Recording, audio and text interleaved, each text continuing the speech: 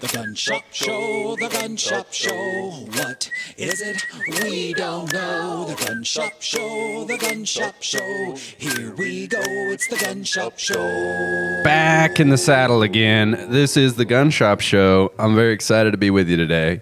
I'm just feeling it. I'm going to be honest with you. I can't put my finger on it. It is a great lineup for our show today, but I got to admit, I'm just feeling good about today's show. I'm having a super time already, man. This is like 3 shows in a row. You've kicked off with a little cut, a little jam. You know. So coming up on the show, we have Joe Wilson from the World Championship Squirrel Cook-Off. Mm-hmm. That's a real thing. Mm-hmm. It's a big cooking event, so we'll get into that with him, how you can participate. And there's a tie-in here because we want you to go out and hunt squirrels, among many of the other pastimes you can do in shooting sports. That's one of them. But if you're just tuning in for the first time, whether you're here on Facebook or on the radio, you're hearing the voice of yours truly, Eli Bruton, owner of Liberty Tree Guns, host of the Gun Shop Show, and joined by a couple of regulars and one new fresh face today, joined by our producer, Trevor Smith. Hello, everybody. And as always, adding a little bit of... I almost said one of the 7 words. Uh-oh. No, I don't think sex appeal is prohibited. No, I can say that. I don't think so. Adding a little of that is our resident gun bunny, Logan Jones.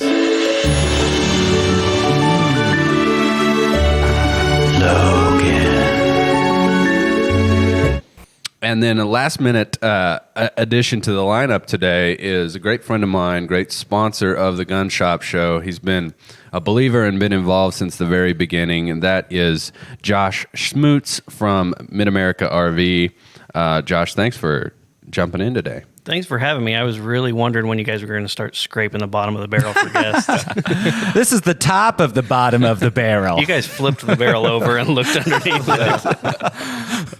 So, Josh, what is your title exactly at Mid-America RV? So I've been the general manager for almost 9 years now, but I'm one of the owners and vice president of Mid-America RV. So from a practical standpoint, I can just tell you, he might not say this, but he's just basically top dog. You will go out to Mid-America RV, and you need to talk to the boss for some reason. That man is Josh Schmutz. I've made several purchases, which, by the way, I have a paper that you need. I can see it from here. I'm going to get it from you before we leave. Yeah, we need to. We might send Logan out on the mobile cam because I have some other housekeeping to do today. So came in for a crash landing because, as you know, we make a show every week, right? Mm-hmm. But also, we are in a business here. Mm-hmm. We're running one day to day, and that is the cordless hole puncher business. That's been a hot one lately. I've seen it in a couple different places. Yeah, I like that. That's now... So I was just explaining to a friend of mine, I was working on another business venture on the side and introducing myself to some people from Colorado. And I explained to a friend of mine that if I don't know people and I have to make an introduction and they say, well, what do you do? You know, I tell them I'm a small business owner. And until I get to know you, I tell you I'm in sporting goods. Mm-hmm, But now I can go even deeper and tell you, you know, if I want to throw a little misdirection, I'm in the business of selling cordless hole punchers. And then it's such a disarming way to describe it because it's hard to be against that. Right. And That's all they are. It certainly send people into a spiral of trying to imagine what that how that would work, right? Well, yeah, and I feel like it's it is such a harmless way to describe a firearm. That's all it's for. That's all it does. In case you need to punch 30 holes in a paper in a real quick fashion. At about 100 yards. Yeah. We can hook you up. So coming into the show today, I got a text message from a VIP customer. Mm-hmm. Oh, snap. Mm-hmm. And one of the challenges that I have with getting ready to do the show is it's pretty consuming, you know. Obviously it's taking our time. We can't stop once we're on the air. And so sometimes like 5 minutes before, you get a message from someone you know, and to them, they don't understand. So right. you want to be like, look, we're filming, so we're on the there's no hope for your request. Like, I'll see you tomorrow. But I don't want to do that because this is literally year over year. This guy is maybe our top customer in terms of dollars spent. Oh man, So that's big time. you know what? I wanted to document for him that we were taking care of his request. So I'm going to film this on my cell phone while we take care of his request. So here we go. And I like to keep. Well, he's not going to like this. It's a little too close to the forehead that Trevor was describing. Yeah, that super shiny That's part. a big forehead. So I'm trying to document on my cell phone for the radio listener that Your camera having a hard time focusing because of the shininess. So we'll just call him RH. Okay. All right. I want RH to know that despite the fact that we are tasked with making a show, we are going to make sure we take care of his request. And what it was, do you have a Ruger 57 in inventory? Gotcha. So, Gotcha. do we? Yes, we do. And can you find it? I can. Okay, so the Ruger 57 is the 5.7 by 28 millimeter cartridge that it was all the rage. It was sort of popularized by FN. I remember this. And now Ruger, in typical Ruger fashion, has brought an introduction to the market of a competitor to the FN at less than half the price. And it's a undeniable value. So we'll go loose in the store and we'll track one down. And then his question on top of that is, do you have one? It was also, can you make me a deal on 4 of them? So generally, we try to work with people when we can in those types of situations, and we'll obviously work with him.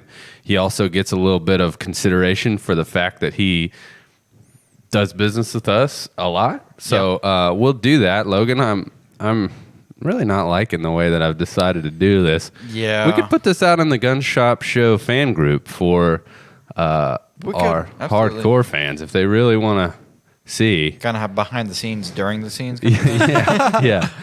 Watch this instead of the actual show. It can't be any worse. Okay, go loose. Let's fire up that mobile. Oh yeah, we're cam. gonna have to fire up that move can. Let me get you. I have to add him in here. We test. Can you guys we hear me? are currently auditioning Let's see. sponsors for Here the we go. mobile cam. If you would like to have this be the blah blah blah mobile cam, Enter guys your ready? business here, mobile cam. you can do that now. I mean, maybe It's so simple. maybe it needs to be the Mid America RV Oh. mobile cam. You do sell mobile things, so And it that has makes a good nice sense. ring to it. I do like that. We'll put it on screen. You guys tracking with me? Yeah. Oh, we hear you, Logan. Sweet. So I don't know about this. Walking video through I'm the server making. room, server made an appearance on the radio. Yeah, we're not going to talk about that.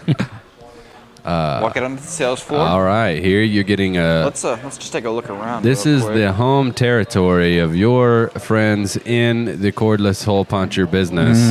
That's Liberty Tree Guns. We're gonna have to change the business name to Liberty Tree Cordless Hole Punchers. I like it. I didn't know they made this, but we have some wooden cordless hole punchers here. Oh, Look at that. The wooden that's variety. classy. That's a single punch model, right? Exactly. Bolt action One punch. at a time. So But if we're going to go into the cabinet here. in reality, that was a Ruger number 1 single shot There she is. following block. There we go. All right. I'm going to grab So- that. I don't know if I'm showing this properly. Oh, no one's gonna be able to see it because all I got's the mobile cam up. Well, I could switch back. no, over. I mean my is my large. inside scoop here is getting Oh. the monitor. You see what I'm doing? I'm talking about the. So I'm giving this a Oh, direct oh. VIP connection yeah, to our guy. for his eyes only, huh? Yeah. Okay, so when Logan gets back, we'll break down the availability of 4 of these things for Mr. RH, and we'll let him know how that's going to go, and also tell you about a few more things that are coming up on the show. So today we're going to hear from a new member of our cast, and that is Baby Logan. Right before the show started, that was actually a contribution by Josh from Mid-America RV. He texted me. He said, new idea, segment with baby Logan. And I said, I don't need any more information. I'm in. Mm-hmm. We're doing it in this show. And did they ask me? No. Because we know you're dedicated to your craft, man. Yeah, I'm in. Okay, so we're going to hear from that. We're going to hear from Joe Wilson of the World Championship Squirrel Cook-Off. We got a few headlines we're going to cover. And I'm also going to remind you that you can win a gun today. We gave away a gun on the last show, and that was a Rossi RS-22. We'll announce the winner of that one.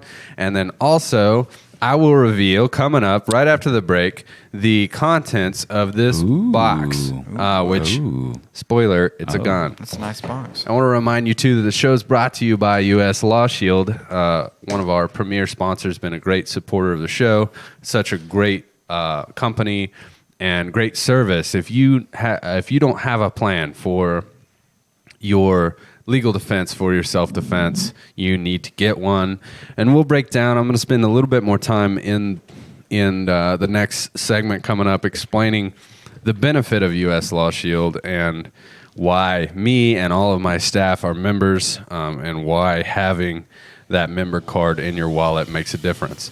To check it out, go to uslawshield.com. If you decide to sign up, make sure you use the promo code LibertyTree, all one word, and you'll get 2 months for free and rate lock. Stay with us. This is The Gun Shop Show.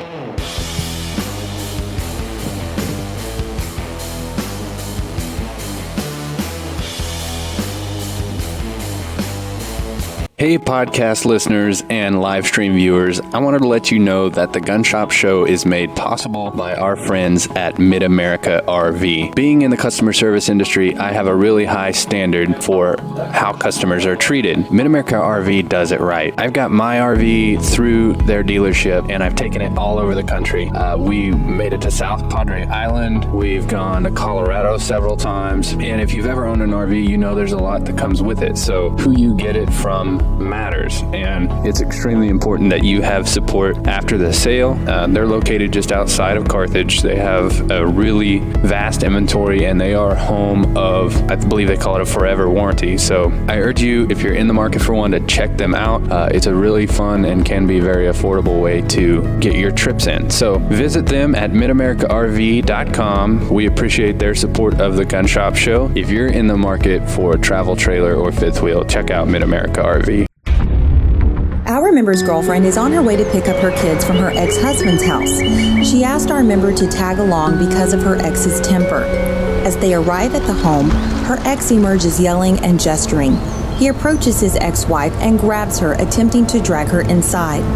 Fearing for her life, our member, a trained CHL holder, jumps out of the car with his gun drawn and demands the ex-husband release her. Seeing the gun, the assailant retreats. The situation then takes a bizarre turn as the assailant dials 911 to report our member. As a result of the aggressor's lies, our member was wrongfully arrested. Our member had to undergo lengthy legal proceedings. However, he was ultimately cleared of all charges.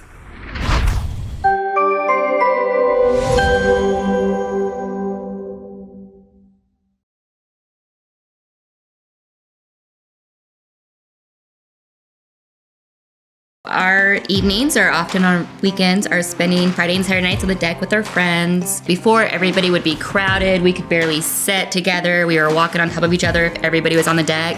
Now there's plenty of room for everyone to roam around and relax comfortably and have plenty of space. Specifically, I know that every post they bury to a certain depth with full concrete. They use 6x6 posts, strapping and hurricane strapping on everything. It's how I feel a deck should be built if it's going to be built right. This just in. Huge cave found beneath the heart of the city. Spelunkers shared tales of an underground cavern system in Carthage, Missouri. Locals report the entrance to be at 10th and Garrison.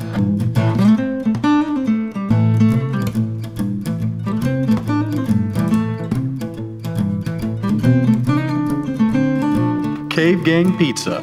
Stop in and enjoy wings, wood-fire pizza made with local ingredients, and our full bar. Bring the whole gang and uncover a legend. Hey there, We got your lab results back. It looks like you have a fever, and the only prescription is more Gun Shop Show.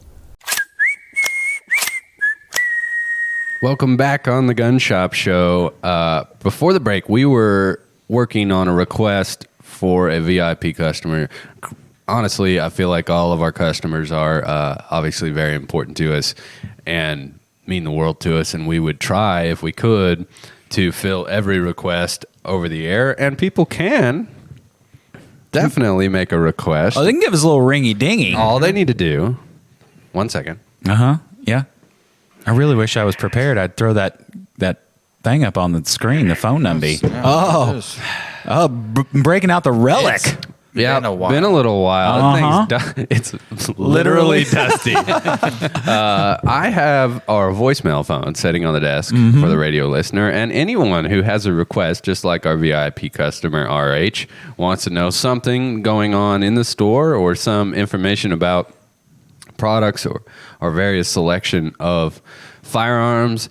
And I almost said cordless hole punchers again, but just in case we had new listeners that didn't know what is coming over the airwaves, this is a show all about firearms. Say all about it.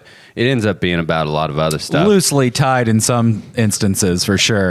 Yeah, but there's a lot of gun stuff happening here on the Gun Shop Show. And you can get your request in just by calling 208-918-1776. You guys carry it out longer so I can sip my coffee.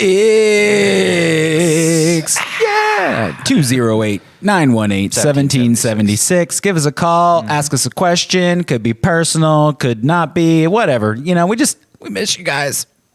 Give us a call. You stretch it out too long. I drink too much coffee. Oh, now you're wired? Now I got to go. Now you got to go tinkle? Coffee has an effect on me. Really. Is it like a Dr. First of Jekyll all, and Mr. Hyde effect? It has a couple of effects. Okay. Number 1 Oh, and number 2. gotcha. Oh, wow. What's the third one? A couple anyway.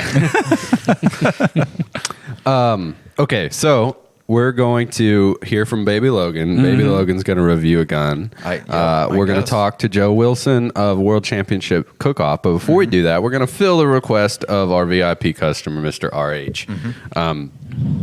So he asked, do you have any Ruger 57s? Something like this. One of these. Yeah, I'd say exactly like that. Tell us, Logan. Give us a rundown. You've been, obviously intimately involved in getting these things in the store, getting them sold, shipping them out. Kind of a pain for a little while there when they first released. Ruger was kind of behind the ball there, but you got a Ruger 57 in here, like Eli said, chambered in 5.7 by 28 millimeter. And what's nice about this is it's a really tiny, fast-moving round that's small enough you can hold 20 rounds in this magazine right here, which is fantastic. Now, the nice thing about 5.7 is that it packs a punch while not having much of the recoil. So you get a little bit more recoil than a 22, but significantly less than a 9 millimeter. So for self-defense, could be a viable option, absolutely. We shot one of those, didn't we? Or we shot the FN version of it? No, we shot this version. Oh, okay. Which weren't those rounds like armor piercing or something? Or am I crazy? No, I think what you're thinking of is the FN production of that ammunition, which initially that was the only ammo you could buy. Now Federal makes it. You're probably remembering the blue tip on the bullet. Yeah. So those are just Full Metal Jacket rounds. Why don't you look those up and put those on screen so people can get a visual? This is sort of a different approach to ballistics, and it's what makes this so interesting. So it's a fast-moving but low-grain bullet. Yeah. Do you remember offhand how many grains the 5.7 is? It's I don't. see if it pops up for you, Trevor. I mean, it's a fairly small. Throw this up here. Yeah. Okay, I'm sure it's 40 grain. So yeah, you're looking at a fairly small bullet. But what we've covered here on the show, and the reality is that the total energy of a round. So you hear things described as stopping power, how big a bullet is, how powerful it is. Ultimately, it comes down to total energy. and that is mass times velocity when it hits the target. And so you can increase the energy by either increasing the mass, even if you have fairly low velocity, so like 45 ACP, pretty effective round when it hits a target, but it's got a big heavy bullet, so you're talking like a 230 grain, so compare that to a 40 grain here, but it's moving really slow. In fact, it's moving slower than the speed of sound at 900 and some feet per second. The 5.7 by 28, however, is really, really smoking, so it's coming out of a handgun moving super fast. Muzzle velocity, I don't know, when they talk in meters per second, it's just lost on me. 100 feet per second. Higher. I just converted that in my mind all of a sudden. Higher. Oh, yeah, that one is the blue color tip is higher than the other one. Yeah. Yeah. So rather than being armor piercing, to answer your question, Trevor, it's a ballistic tip. So it's going to function like a hollow point, but have a polymer tip for for ballistic trueness and for reliability with cycling. So a really great platform, and it was popularized and designed for special forces, and the use. The first use case was really the United States Secret Service. And the advantage is, even though you've got this tiny bullet, it's moving so fast that the wound channel is comparable to something like a 45. So it's even got a larger wound channel than 9mm, but you can put how many rounds in that magazine, Logan? 20 rounds. So obviously capacity matters. And if I know that in a defensive situation I'm going to miss a percentage of the time, some studies are as much as 50% of the time under stress, even a trained shooter is going to miss their target. I want 20 chances. So this makes for a really good platform. And let's take care of RH right here on the show.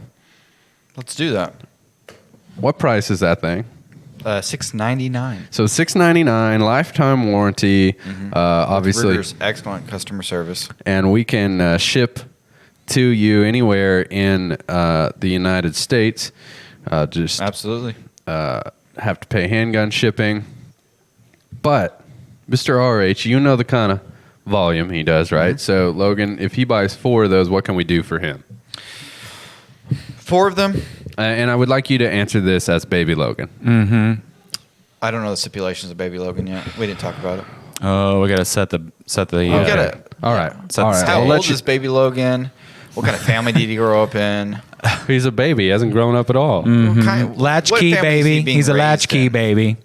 What's a latchkey baby? Okay, we got 1 minute left, so I'll let you take a step back from Baby Logan. Let's answer his question so we can get that out to him. If he were to buy 4, just spitballing, what could you do for the man? 4 of them, I could probably save you about $60 a gun. So we're looking at $639.95. That's pretty generous discount. So if you buy 4 of those, along with all of the other purchases you make with us every year, Mr. RH, we appreciate that. It's how we keep the lights on, even though we have a good time here, and we get a little bit of income from our great sponsors that help make the show possible so that we can spend time doing this. At the end of the day, it's your purchases of cordless hole punchers that keep us moving. So that answers your question. When we get back, we'll hear from Baby Logan, and I want to learn a little bit more about what's going on at Mid-America RV. Stay with us. This is The Gun Shop Show.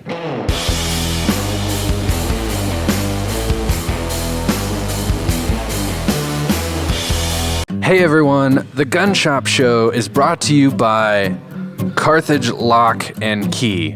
If you need anything to do with a lock or a key... To success! Did they tell you to say that? No, I just thought it sounded good. They have a mobile service, so they can come to you and cut pretty much any kind of key. To success! Or if you lock your keys in your car... Success! I'm talking even security modern chip keys. To success! Trevor, could you just jingle the name of the business? Okay. Yeah, I'll do it good this time. So, with all of my properties and all of the needs I have, I trust Carthage Lock and Key to success.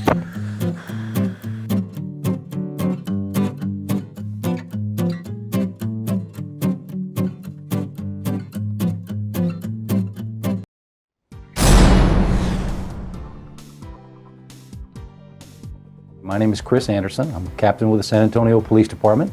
I've been with my agency 27 years. My whole career in law enforcement has been spent with the San Antonio Police Department.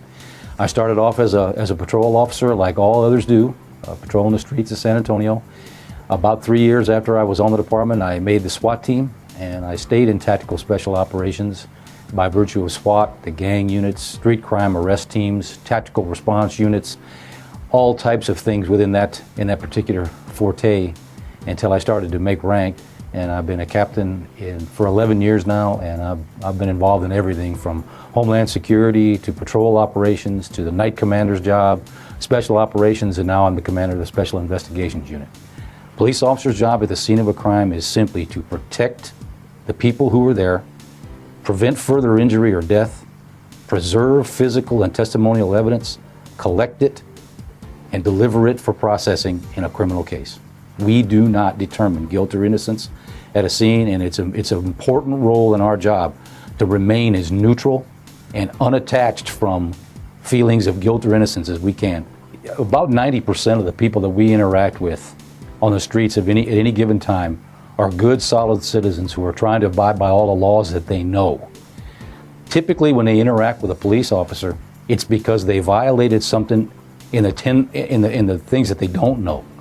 And the Texas Penal Code book and Code of Criminal Procedures, local government laws, family codes, and a variety of other things are in a book that's about 8 inches thick. Most police officers don't know most of the information in it, and naturally that would tend to lead you to understand that most citizens definitely wouldn't know them all. So most of the interactions that police officers in Texas have with normal citizens is involving a law that those folks don't even know exists. Many times, and especially depending upon the level of experience that they have with the job, the speed by which they determine who's an actual suspect and who just may be a person of interest as a witness or possibly a victim is hard to determine initially.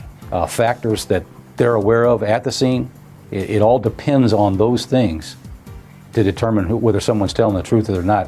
There are obvious cases when someone's trying to deceive us, and there are people who are very good at deceiving the police. At that point, we may take a lot of people into what we term an investigative custody, or make an investigative detention on them for the purpose of determining who the actual suspects, victims, and witnesses might be. And our goal at that time is to legally arrest and take into custody the persons responsible for the crime.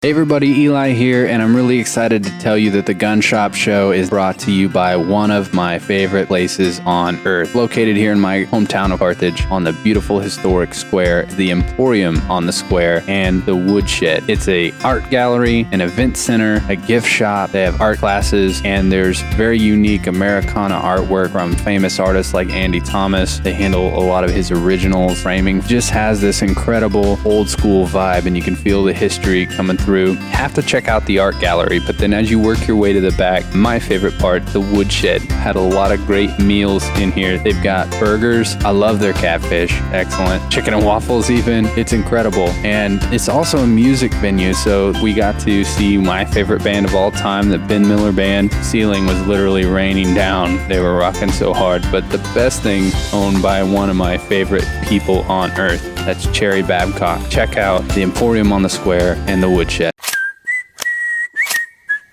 Welcome back to the Gun Shop Show. If you'd like to win a gun, which I'm going to reveal right now. Everybody wants that. It's inside this green box. All you have to do is share the feed and tag 5 of your friends. That is, jump on Facebook. Hey, Logan, we had another customer request, one of our VIP customers. Sure. And I hate to do this for the listener, but they... You know, we want to take care of our customers. And they called in. It's the weirdest thing. They said what would make them the happiest as a customer of Liberty Tree Guns is if you could find my green cup and put some ice cold water in it. I heard that call. VIP, very VIP. He had on speakerphone. Was it your wife again? And they said that it wouldn't have to be ice in it. Okay. But if there was, that would really, they'd probably leave a good review. For They're the tipping. business. They're tipping for the ice. Awesome. Completely understand. One quick question. What kind of ice? We talking cubed? We talking like the little half circle things or Rusty. Yeah, you want crushed? Rusty. Rusty Crushed ice. ice? Do they want crushed ice? I think any ice, from what they I were can saying. manually crush this ice. He wants man crushed. You crush it in your teeth. Like baby. I can't. Baby bird. I gotta admit something. Yeah, what's up? I just wanted ice water. Oh, and I was just trying to make sure our customers taken care of. I know, and your practical joke backfired on I you. realized I was exploiting it when you were willing to manually crush the ice. So You're like, oh yeah, they want all the ice crushed. yeah.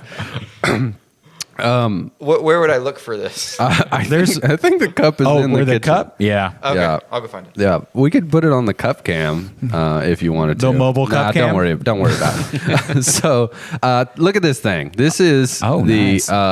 This is the Remington R51. Is that the new 007 model? It does, doesn't it look like the you're playing GoldenEye? This is the PP7 with or without the suppressor.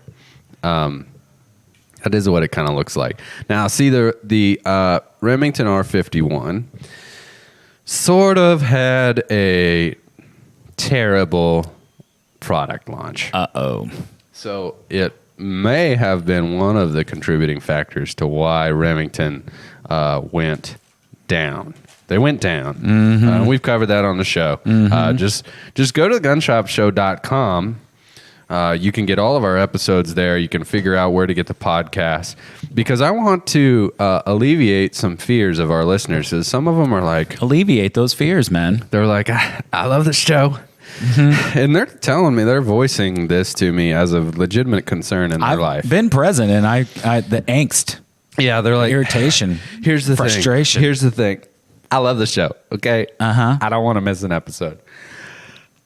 But I'm taking care of my elderly grandmother, okay? And Sundays, I don't know what to do. She could probably make it all day without me, but she needs someone to fix her food. But I can't. I'm missing it on TV. And I'm like, bro, calm down. I appreciate that you're deciding whether or not to neglect your grandmother so you miss the show. But have no worries. Go take care of grandma. Take care of Gam. Just go to thegunshopshow.com and you'll see all the ways you can watch, which is on demand. You know, we love that you like to watch it on television at our great partners at KODE 12.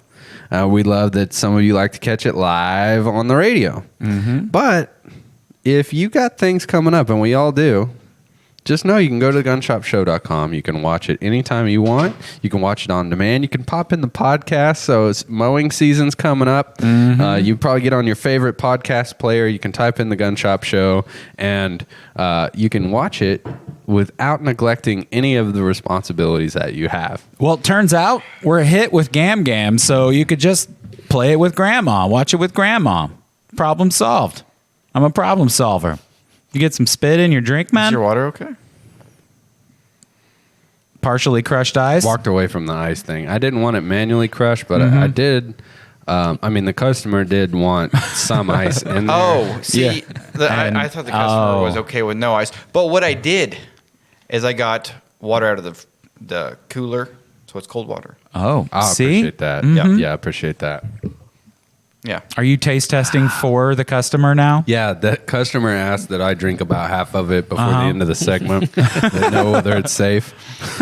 You're the royal taster now? If you want to win the Remington R51, people might think because we're joking around that we're not serious about giving away this gun. But we are serious. Totally, man. All you have to do is share the feed, and you can just jump on Facebook, click share, and then in the comments of the live stream, you want to tag 5 of your friends, 5 of your friends that enjoy guns and enjoy an occasional laugh, and that's it. You get entered. Never been easier. And we pick from a list of those people a winner, and we will do this 9mm R51. And before the end of the show, we will describe this gun in detail with a full review from our new guest, Baby Logan. It looks very aerodynamic. Yeah, it's good for when you're punching it forward. You don't get a lot of wind drag there. That's good thinking from Remington. Yeah. But probably went bankrupt from all that R&D money they were dumping. It looks like they put the same amount of R&D into this as like a Kia Sorento. The same amount of aerodynamics in there. You'll get at least a decade out of a Kia. Yeah, that's true. Preaching to the choir on a Kia. Okay. Josh, as you know from my habits personally that I like to utilize an RV for travel. Yes, you do. And I could, and you like to change your mind a lot. And I could explain, and I probably will for the end of the show, before our next guest, Joe Wilson, the founder and organizer of the World Championship Squirrel Cook-Off, which is happening right here in our area. Before that, though, I'll get into why I like to RV and why, since I do like to RV, I like to do business with the best RV dealership I've ever experienced, and that's Mid-America RV. But there's some trends in the RV industry. People who, I'm not a Johnny-come-lately. I see the benefit, but a lot of new people are seeing the benefit of owning an RV since COVID, since being sent to work from home and all of these factors. Yeah. That's having an impact on your business. Am I right? Oh, absolutely. So I know every time I go out there, you can sort of overhear the struggle of the amount of demand versus what you're able to do. But you've still, despite all that, done a great job for your customers. So kind of tell us, give us an update on what is the current situation if someone's in the market for an RV, how you can help them, and then also describe some of the challenges you've faced with the current market. Well, right now we've been really fortunate because every one of our manufacturers is trying to get us some inventory consistently. So that's been a huge deal because one of the things when you're looking at RVs, as you know, floor plan is usually a big consideration. How the trailer's laid out in regards to how they want to use it. So if I can at least keep one of every product line in stock, we can show how the cabinets are made, how, the furnishings are, the window treatments, the overall construction of a trailer. And then we can kind of break down what specifically floor plan they need. And we can see what we've got already in our backlog. Because right now we've got hundreds of trailers on backlog that people can put a deposit on, get their name on, and know that they've got something secured so they can start going out and enjoying the RV lifestyle. And that's kind of similar to what we're having to do. Like, inventory is a little bit harder to get, but if you can make up your mind what you want and you can place an order, you are in line. And the sooner you commit to that, because so many people are like, well, I'll wait. I'll wait till one comes around. And then they don't get in line, and 5 guys that put some money down on it are in line before them. And so it sounds like you're able to take care of them as long as they can be a little bit patient. But the thing about RVing, if you do it right, for one, you can travel a lot of places on a budget, which is a good appeal. But the thing beyond that, to me, is the control that it gives you. When you travel and you stay in a hotel or you go to a resort, sometimes that can be nice, but it's always that feeling you're living in someone else's space. With an RV, not only can you control where you go, including places that may have no amenities at all out in nature, the exact offering of your particular trailer makes a huge difference on whether or not it's going to work for you. So we'll get back into that. Stay with us on the Gun Shop Show.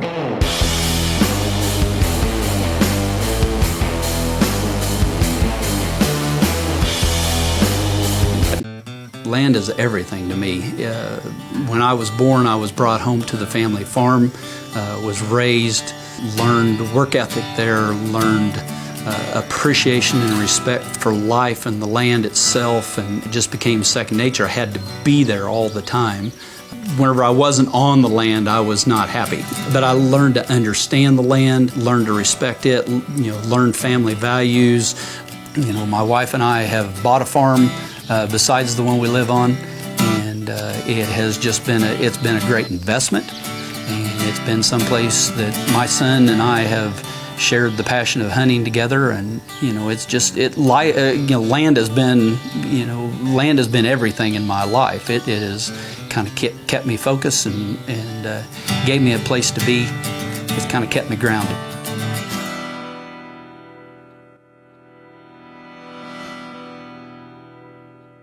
Hey, you know what makes this, the Gun Shop Show, possible? It's people who believe in the show. And someone who has believed in the show from the very beginning is my good friend Chris Chapman, owner of Whitehead Farm Supply. Here's a message from Chris. Guys, my name's Chris Chapman, owner of Whitehead Farm Supply, and I just want to take a few seconds here to let you know that we are going to be proud sponsors of the Gun Shop Show, and we appreciate everything that them guys are doing over there, and we just want to show them our support. Thank you.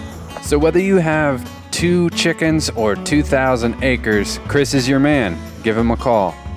I guess that's pretty much the ad. Whitehead Farm Supply. Seriously? Always.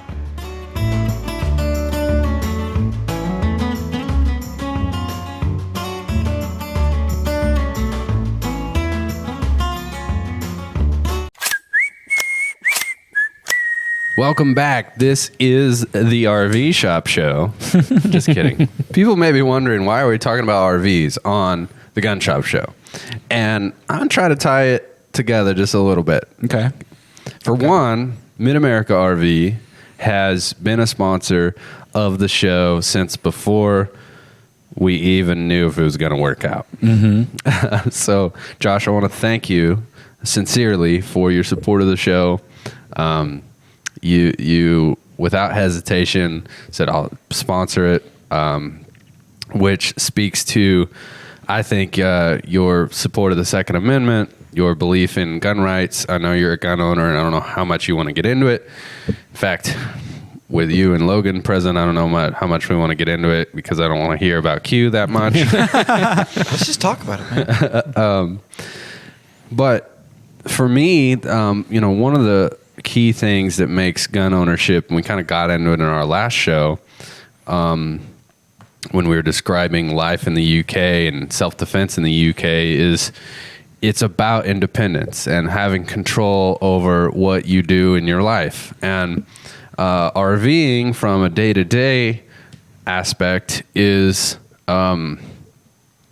freeing in travel and enjoyment, but sort of the undertone for me, I don't talk about this a lot, is I know if things got really hairy or if there was a natural disaster or whatever the case may be, I could be mobile. I could take my family in a way where we have the means to cook, we have all the facilities we need, and I could go anywhere else and live comfortably and safely, temporarily to bug out or whatever the case is. So, that's one reason why, and people have watched the show, a lot have seen your ad and seen pictures of my personal RV just out where we live for free for a week in the National Forest. And so I know that sort of wavelength is going to be something our listeners resonate with. So if you've been considering at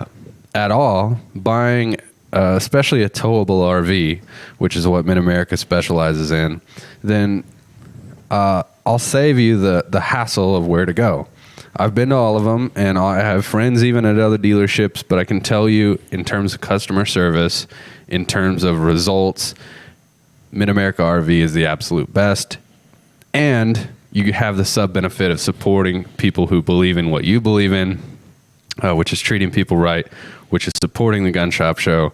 So, Josh, you were telling, you're still been able to deliver product even in this challenging time.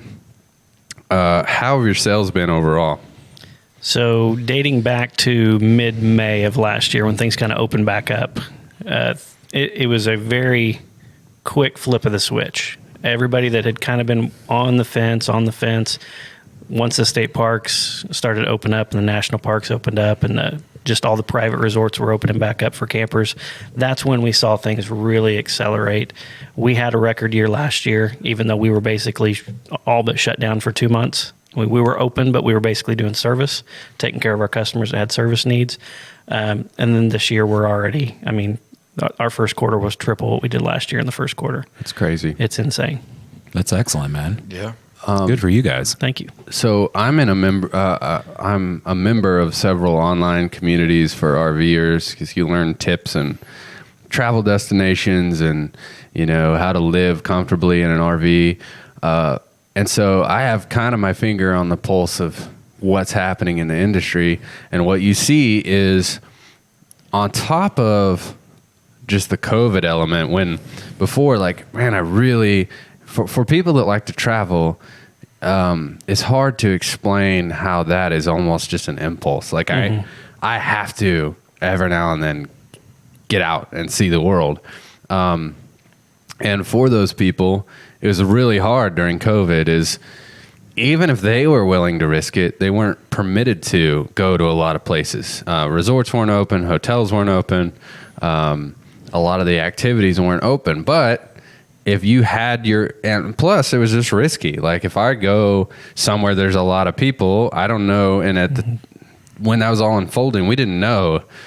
It was scary. We didn't know if this is like Ebola type level. You know, what is the risk if I go out and travel the country? But immediately people were like, if I have my own RV, I can keep contained to my family. I can social distance. I can be where I may encounter other campers, but they're going to be over there away from me compared to being in the lobby of a hotel or something. So that was the immediate. But what I'm seeing now is during COVID, a lot of companies were like, hey, just work from home. Because we don't want to create any extra reason to have people congregating. And then after that kind of worked out just fine, they were like, why are we maintaining this office? Just work from home all the time. And so what was happening for a lot of those workers is they're saying, well, they told me I can just work with Zoom and my phone and my computer. They said work from home, but they didn't say where home had to be. Exactly. So they're getting in their RVs. And aside from access to internet, they're not really tethered to anything. So a lot of people are choosing full-time RV lifestyle, or at least part-time. So they're doing their work on the road. And when you do that, all of those considerations, if you're going to pack what is normally, you might live in, a 3,000, 4,000 square foot house, but you decide to get in an RV that is a fraction of that size. Every inch of it matters, how it's laid out, all of that. And I know your sales staff can help a person walk through how are they going to use this thing? Are they going to use it all the time? Is it just for a weekend? How many members of their family? Where are they going to sleep and do different activities? You can help them with all of that. And I know that not only are you famous for having reliable customer service and a service department, but your prices are very competitive when you look at a national, rate of pricing. Right. There's a couple things that factor into that. One, we try to be aware of our local market, and obviously the cost of living here has always been pretty competitive. So if we want to continue to generate business here locally, then we've got to cater to that. But we also sell. I mean, we've got 2 units going out to California this week, just because the cost to ship it out there from a manufacturer is still more expensive than what they can buy it from us and have it shipped out there. And it's still going to come with our lifetime warranty coverage that we've had for 7-8 years now. It's going to come with, full prep, no surprise fees. We can finance in-house or help them secure financing other ways. There's a lot of different things that we have available just to make it as easy as possible for everybody. And it truly, I have changed RVs several times. Josh knows better than anyone else, just as my family grew and my needs changed. And so I've gone through that process from trying to decide what I want to identifying what I want to making that purchase. And it really, that process matters. And if you own an RV, you know that no matter how good of a unit it is, they need maintenance. You break them, even if it doesn't break on its own. When you get out there and start using it, I did it first. I hadn't had my latest one 8 hours, and I ran it into a curb and damaged it. So you're going to need a service department that you can go to and that you can trust to treat you right and make those repairs. And that's what I find really valuable about doing business with Mid-America RV. You also have contributed, so along with the gun, you've contributed some stuff for our listeners. They've been listening to the San Francisco Treat for a year now. So some of them, even if they've never bought an RV, they feel connected to Mid-America RV. I know they do. That's some new swag. Look at this swag. Looking good. This is a black hat, and then I have a blue and a white hat. I like that blue and white one. So share and tag the feed, and tag 5 friends in the live stream on Facebook, and one person's going to win a gun. That's a Remington R51 9mm, and then 2 separate people are going to win a Mid-America RV hat, and they're really cool looking hats too. They're not just your run of the mill cheap. They're a snapback mesh back hat. Logo on the side, really sharp looking logo, by the way. Thank you. So Josh, thanks so much for joining us. Thanks for your support of the Gun Shop Show, and thanks for giving us an update of what's going on in the RV world. Absolutely. Thanks for having me. Anything else you want to leave us with besides your great idea of Baby Logan? No. I mean, just get in and pre-order your RVs now. We're price protecting everything. So if you put a deposit on it today, it doesn't matter if my cost goes up thousands of dollars. We're still going to honor what we priced it at. And I bet you that every now and then it hurts to do the right thing. More often than I'd like to say, but we have yet to turn one away. And that's the marker of a great business owner is they understand the longevity of that. It may be tempting because if you're going to lose a few $1,000s by honoring a quote, it's tempting to say, you know what, I've got 5 other people that would buy this at the higher price. But knowing for the health of your business, for the relationship long-term with that customer, honor that price. And that's the kind of thing, the intangible thing that maybe I haven't even been able to describe here on the show, that you get when you do business with Mid-America RV is they're just going to do right by you regardless of what happens. So get out there now. Go to Mid-America RV. There's all kinds of interesting things from these little teardrop campers up to great big fifth wheels where you could live your whole life day in and day out. Also, check out MidAmericaRV.com. You got it. Or LifetimeRVWarranty.com. Appreciate it. Thanks so much for joining us. Stay with us. More on The Gun Shop Show.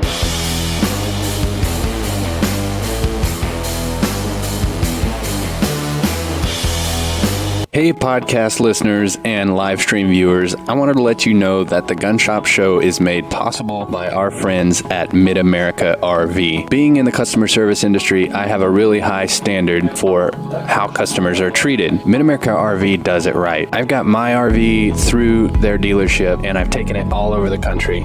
We made it to South Padre Island. We've gone to Colorado several times. And if you've ever owned an RV, you know there's a lot that comes with it. So who you get it from matters, and it's extremely important that you have support after the sale. They're located just outside of Carthage. They have a really vast inventory, and they are home of, I believe they call it a forever warranty. So I urge you, if you're in the market for one, to check them out.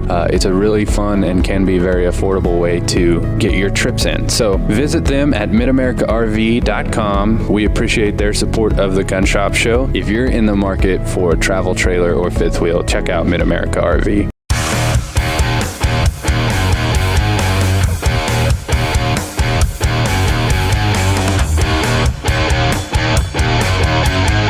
Hey members, thank you again for joining us today. I have spent a lot of time talking to several of our independent program attorneys who have all given me the same great practical advice on what to do if you ever have to display or use your firearm to stop a threat. Always make sure you call 911 to report that you were almost a victim of a crime. Why? Because if you don't, there is a very high likelihood that the bad guy will call 911 and report you as the criminal. This exact scenario is illustrated by the story of Scott, one of our members from Colorado. This is what happened. Scott was exiting the supermarket when he was verbally assaulted by 2 individuals who were looking for an altercation. The verbal assault became so heated that our member was afraid for his life. Scott was forced to defuse this potential deadly threat by displaying his firearm and demanding to be left alone. Being the cowards that they were, the bad guys backed away. Our member, however, made a critical mistake, thinking the situation was over, and drove off. It was only a few blocks away. Scott was pulled over, handcuffed, and taken into custody. How in the world did this happen? Well, the answer is simple. The bad guys called 911 first and reported Scott as the aggressor. The lesson here is criminals lie. Scott was the victim of the crime and was charged with disorderly conduct, and only after a lengthy legal process, all charges were dismissed. Since Scott is a member of U.S. Law Shield, he ended up paying 0 attorney's fees. Unfortunately, this ordeal still disrupted his life. Members, please do not let this happen to you. Thank you, Scott, for sharing your story with us. Members, if you have a great story relating to owning a firearm or how your U.S. Law Shield membership has benefited you, we want to hear about it. Share your story at memberstories@uslawshield.com, and maybe we will include it in our next newsletter.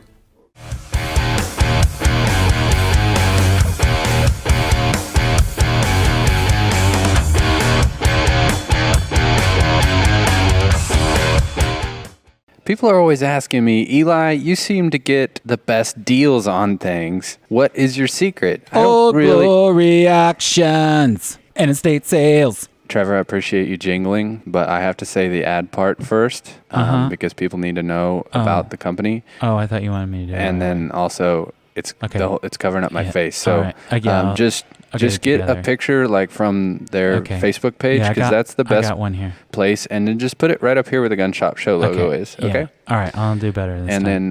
Then so let me finish the ad, and then you can jingle. Okay. Okay. All right. So the best place to go is their Facebook page. Oh, glory actions and estate sales.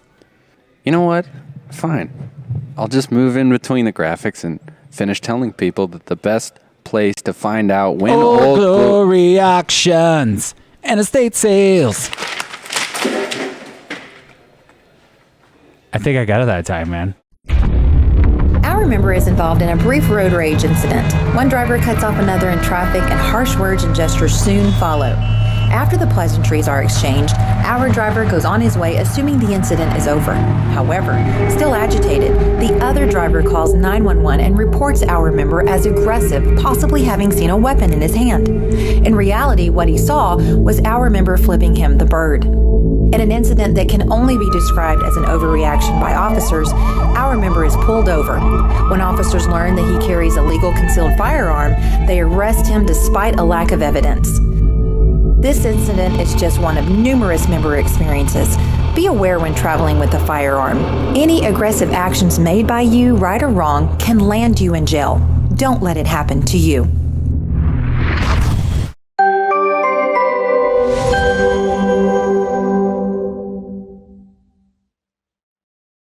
Buckle up, because belts just got better. With Core Essentials, the perfect fit every time. With 40-plus sizing positions. Styles for any situation.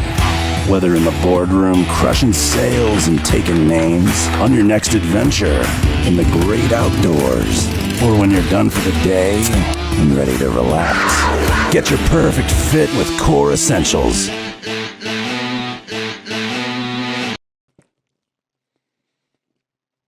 In order to sponsor the Gun Shop Show, send us an email at thegunshopshow@gmail.com.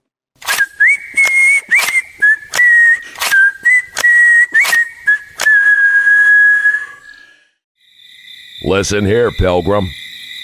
This here is the Gun Shop Show.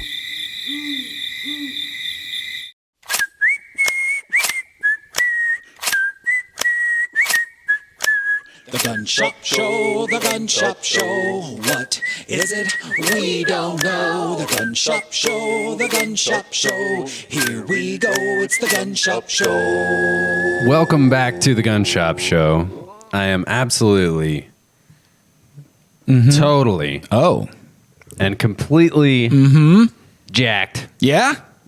In excitement for what we're getting ready to talk about next.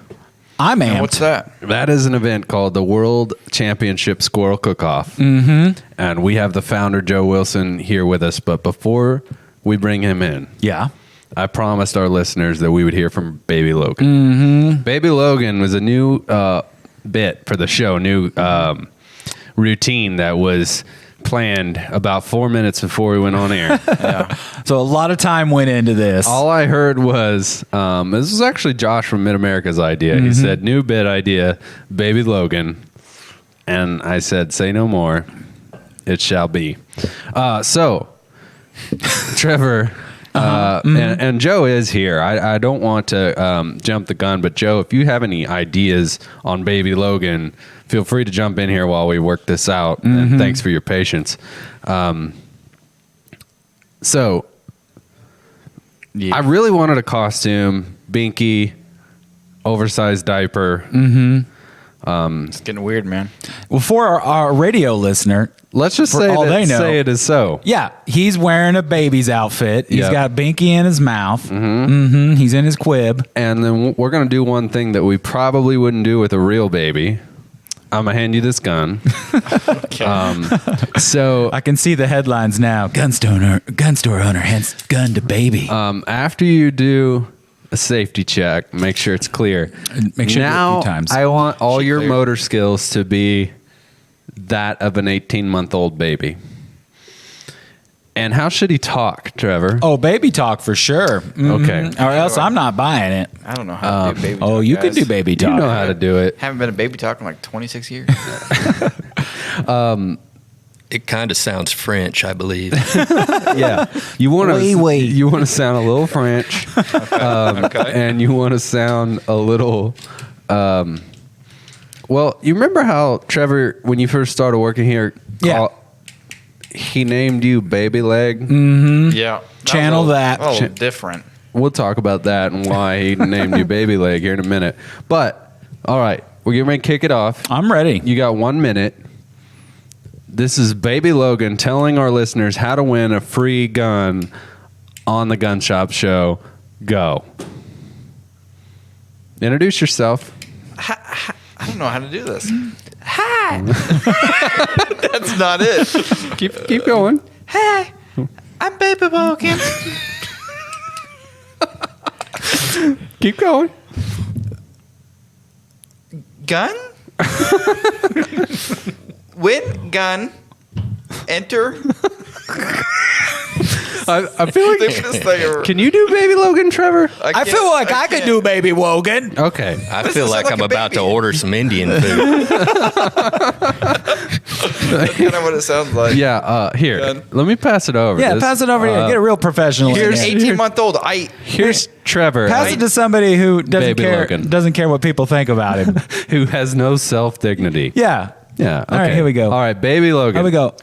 Hi, I'm Logan, and this is a gun, and today we win a gun. And Twigger, You sound Asian. Twigger, Said, share and tag. All right. I pooped. I immediately regret this. Yeah. That's a terrible idea. Hey, you miss 100% of the shots you don't take. No, it was a great job. I would say Trevor did a better Baby Logan than Logan did. Oh, he was a pretty. So next show, His baby was like 48 months old. He's a big baby. At first, when you did it during the break, you kind of had a growl to your voice, and it was the most grizzled baby ever. Oh, yeah. This baby scenes you. You're like, I'm Baby Logan. Baby. Okay, let's abandon that. Let's come back. Please. We'll do a new Baby Logan after you've rehearsed. Okay. I want you to put some serious time between now and the next episode. I want you to get in character. Method. Here's the thing. If I have time, I can perfect it. for Nothing but pureed foods between now and the next show. I need you to get, and if you can get your hands on some genuine breast milk. I know a couple guys. You got some guys? You got a breast milk guy? Yeah.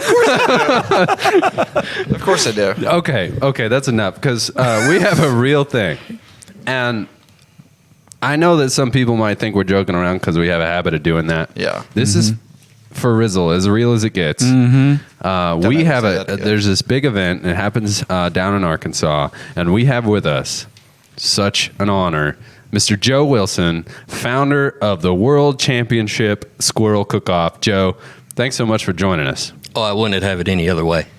I'm so excited to get into this because I do have a friend who's participated. I know he's a mutual friend of yours. So I know this is for real. So what our listeners are about to hear, this is a serious thing that they can get involved in. So just start from the top. What is the World Championship Cook-Off? Well, let me tell you, the roots of the World Champion Squirrel Cook-Off all started by a lie. Yes. So in Bentonville, Bizarre Foods with Andrew Zimmern was fixing to come to Bentonville, do the Ozark edition. Mm-hmm. And I've been known to be the go-to redneck in Bentonville. You know, change a tire, get rid of a raccoon or whatever the problem might be. You're the guy. Yeah, I'm the go-to. So the city asked me if I could help host this Ozark edition. And they contacted me, and they went through a long list of things that they wanted. They wanted us to cook crow because everybody in the Ozarks eats crow, you know. Clearly. Actually, what happened on that was our football coach, Bobby Petrino, he's currently the coach here in Springfield, right? Okay. Yeah, Bobby had gotten a little wreck with a gal on the back of his motorcycle that wasn't his wife, and Arkansas fans ate crow. Yeah, so we know we see where this is going. Okay, I'm following you so far. So I said I could accommodate the crow. We can make that happen. They wanted to hunt a bear. I said I could accommodate the bear. They want to do rabbit hunting, gig suckers, and do squirrel. And I said, you're in luck. We throw the World Champion Squirrel Cook-Off. And they said, when is it? And at that point, that wasn't true. There was no such thing. So they said, when is the Squirrel Cook-Off? I said, when are you coming? And they gave me a date, and just so happens that was the same date as the World Championship. Serendipitous. What are the odds of that? I love your style. Yeah. And then it came to be. Yeah, so we brought in close to 40 teams from 5 states just on a whim, and I started selling T-shirts, you know, for this deal, and found out that selling a T-shirt to Australia for $20 didn't pay for the shipping, and everybody wanted to be a part of the Squirrel Cook-Off, and the next year they gave me the by God front page of the Wall Street Journal. I didn't have to kill anybody, file do something bad on my taxes, nothing. You didn't have to embezzle. Nothing. No, just declared yourself the founder. Yeah. And you got the front page of the Wall Street Journal. That's a story in itself. That's impressive. Yeah. I mean, that's a little bit like how we got on television. Mm-hmm. I just said, hey, why don't you put us on television? And they were like, okay. Yeah. I didn't expect it. Well, you know, the Waltons, they're a big part of Bentonville, Arkansas, USA. I would say so, yeah. And they've spent billions of dollars making sure we're a friendly place that everybody wants to move to and do business. Right. And so the mayor called me when he found out that the Wall Street Journal was going to come and showcase us cooking squirrel on the square. And he told me that wasn't a good deal. The Waltons might not want that image. So I asked him who he was ashamed of, if it was the firefighter, the police officer, the school teacher, the doctor who was cooking in the event, or if it was just me. And he said, I bet you're going to go ahead and do it, aren't you? And I said, well, Mayor, let me tell you. I said, I've done some research, and the last time that Bentonville was on the front page of the Wall Street Journal, there was a fella named Sam Walton received a Medal of Freedom from a man named George Bush who had a son named George Bush. And if it takes a redneck and squirrels to put us on the front page of the Wall Street Journal, somebody isn't doing their job right. Oh, man. So thrown the gauntlet. This whole time, I was just enjoying a good laugh, but that is quite an astute political point you just made. Well, you know, I'm kind of astute. I could tell you were Student of astute. In fact, during the break, I heard and smelled some astutes from way over here. Oh, that was a sleeper. So anyway, this thing, it's gonna happen anyway. And what I like about it is they say, y'all eat crow, right? And you're like, that's insulting. We do not eat. What do you think we are around here? We don't eat crow. Poultry's 43 cents a pound. We eat squirrel. Yeah. And as a person who has, in fact, hunted, cleaned, and eaten squirrel, I'm quite quite enthralled with where the rest of this story goes. So it started on a lie. It started on a lie. It got challenged by the mayor, which may or may not do the bidding for the Walton family. It probably does. There was nothing on the horizon. Like I don't expect there to be the next Sam Walton coming to Bentonville. So there wasn't any news. So it might as well be you on the Wall Street Journal. It might as well have been me, yeah. And so not only did it start that way, but it happened, right? It happened. Come to find out, have y'all been on the front page of the Wall Street Journal? Not recently. No, it's been a while. So when this happens, because I can already tell, it's imminent. Oh, okay. All right. So whenever this happens, what you're going to do, you're going to get a phone call from Florida. Mm-hmm. Okay. And they're going to congratulate you. Florida? Yeah. As a state? Yeah. Okay. The whole damn Florida thing. calling for Joe Wilson. It said Florida on my phone. Okay. So Florida's going to call you and they're going to say, hey, congratulations. Oh, we got to go to, this is coming right back at you. We're going to tell you this. On the Gun Shop Show.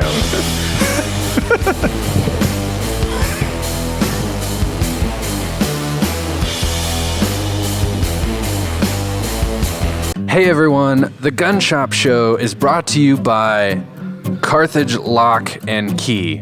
If you need anything to do with a lock or a key... To success! Did they tell you to say that? No, I just thought it sounded good. They have a mobile service, so they can come to you and cut pretty much any kind of key. To success! Or if you lock your keys in your To car... success! I'm talking even security modern chip keys. To success! Trevor, could you just jingle the name of the business? Okay. Yeah, I'll do it good this time. So, with all of my properties and all of the needs I have, I trust Carthage Lock and Key. To success!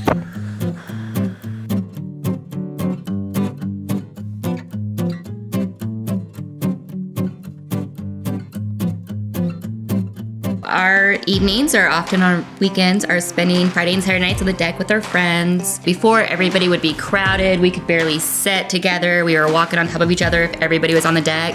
Now there's plenty of room for everyone to roam around and relax comfortably and have plenty of space. Specifically, I know that every post they bury to a certain depth with full concrete. They use 6x6 posts, strapping and hurricane strapping on everything. It's how I feel a deck should be built if it's going to be built right. Hey everybody, Eli here, and I'm really excited to tell you that the Gun Shop Show is brought to you by one of my favorite places on earth. Located here in my hometown of Carthage on the beautiful historic square, the Emporium on the square, and the Woodshed. It's a art gallery, an event center, a gift shop. They have art classes, and there's very unique Americana artwork from famous artists like Andy Thomas. They handle a lot of his original framing. Just has this incredible old school vibe, and you can feel the history coming through. Have to check out the art gallery, but then as you work your way to the back, my favorite part, the Woodshed. Had a lot of great meals in here. They've got burgers. I love their catfish. Excellent. Chicken and waffles even. It's incredible. And it's also a music venue, so we got to see my favorite band of all time, the Ben Miller Band. Ceiling was literally raining down. They were rocking so hard. But the best thing, owned by one of my favorite people on earth, that's Cherry Babcock. Check out the Emporium on the Square and the Woodshed. This just in. Huge cave found beneath the heart of the city. Spelunkers shared tales of an underground cavern system in Carthage, Missouri. Locals report the entrance to be at 10th and Garrison.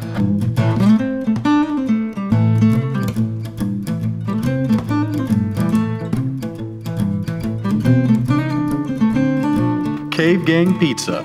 Stop in and enjoy wings, wood-fire pizza made with local ingredients, and our full bar. Bring the whole gang and uncover a legend.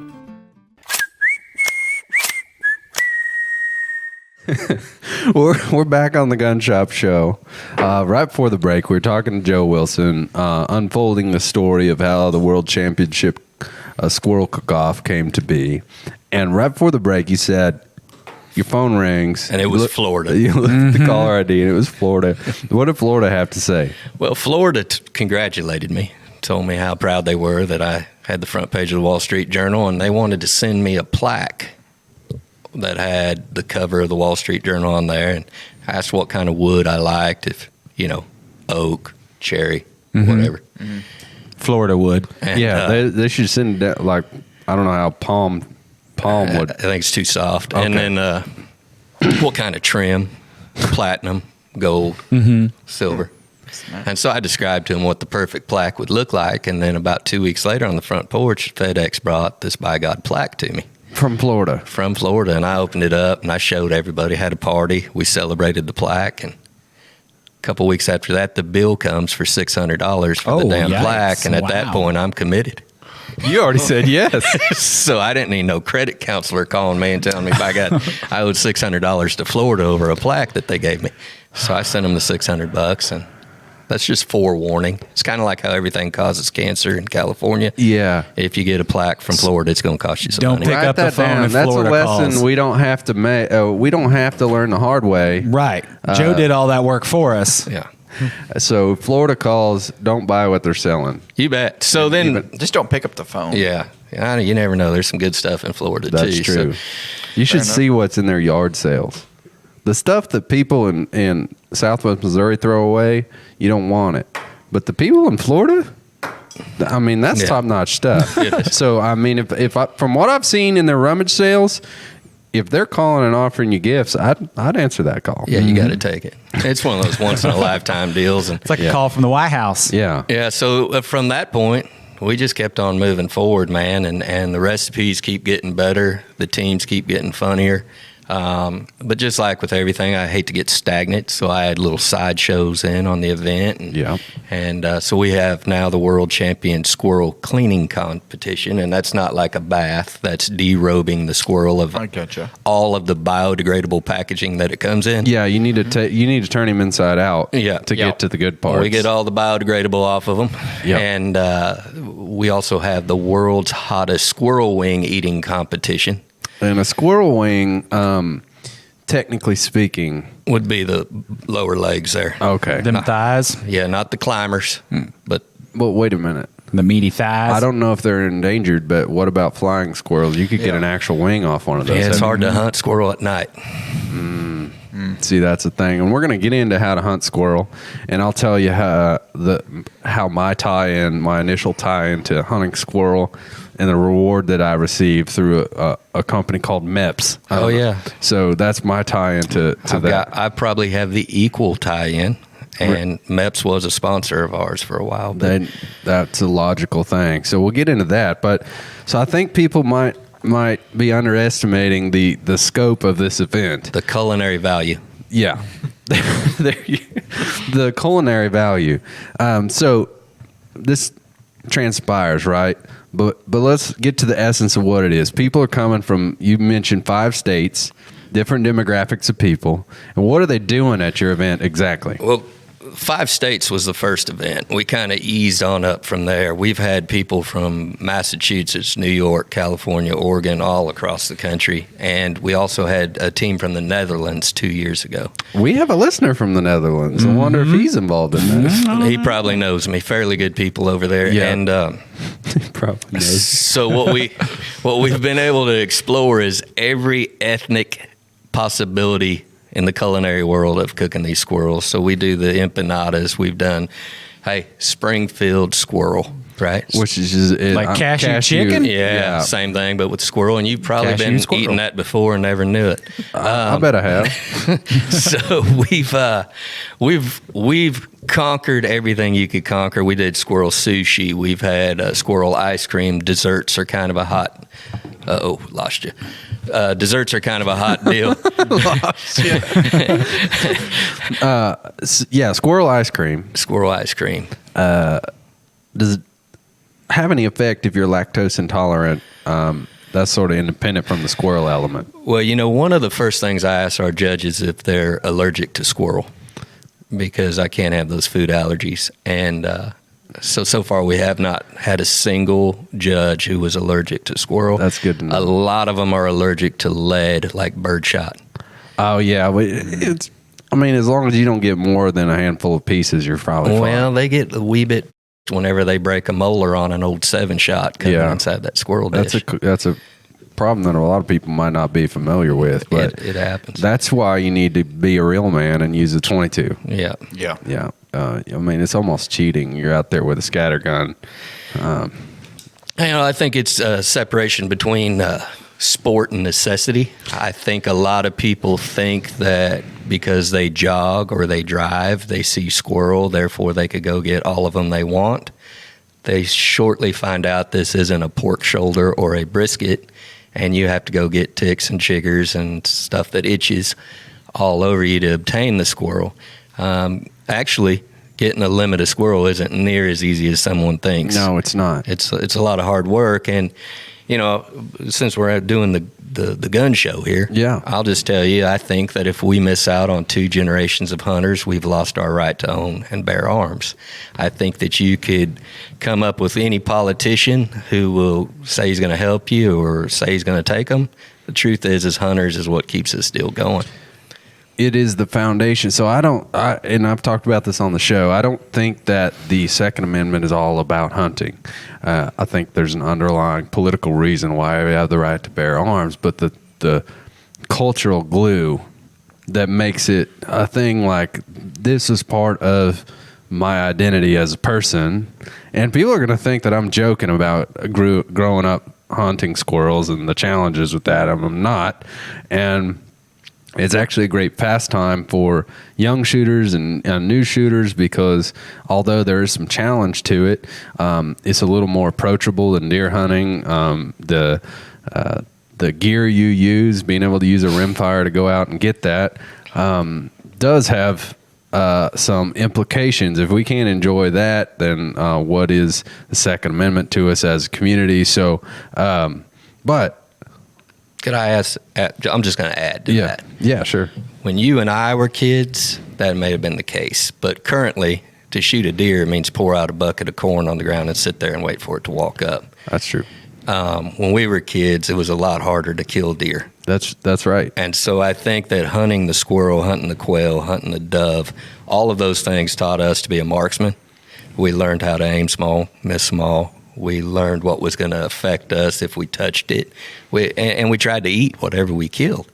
And now, I mean, it's nothing for a 10-year-old boy to go out and shoot a 160 class buck, right? Whatever his daddy wants to pay for. And then his daddy drives it in the bed of the truck to the processing plant, and he never gets his hands dirty. And see, I grew up where the adults were busy. They were working the night shift. Mm-hmm. Once we were old enough to safely go out in the woods with a gun, which for the crowd I grew up with, I actually took a 22 rifle on the school bus. I had to check it in the office at my elementary school, but I was in 7th grade. I took a 22 rifle to school, put it in the school office, went home with my buddy, and over that weekend, on our own, we went out and we went squirrel hunting. So when we get back from the break, I want to talk about how do your contestants harvest the squirrel, get the squirrel meat to the competition, right here on the Gun Shop Show.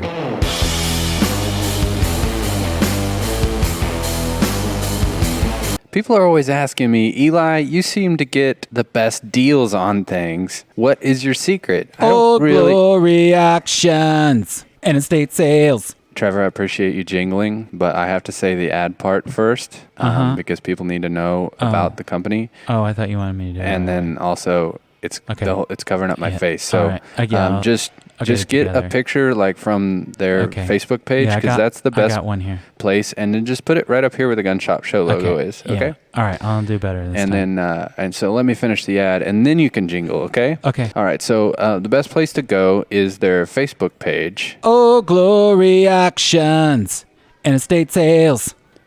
You know what? Fine.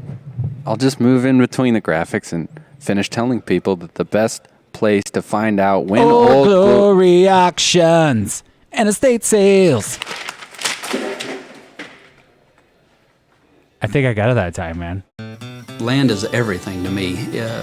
When I was born, I was brought home to the family farm, was raised, learned work ethic there, learned appreciation and respect for life and the land itself, and it just became second nature. I had to be there all the time. Whenever I wasn't on the land, I was not happy. But I learned to understand the land, learned to respect it, learned family values. My wife and I have bought a farm besides the one we live on, and it has just been it's been a great investment, and it's been someplace that my son and I have shared the passion of hunting together. And it's just land has been everything in my life. It has kind of kept me focused and gave me a place to be. It's kind of kept me grounded.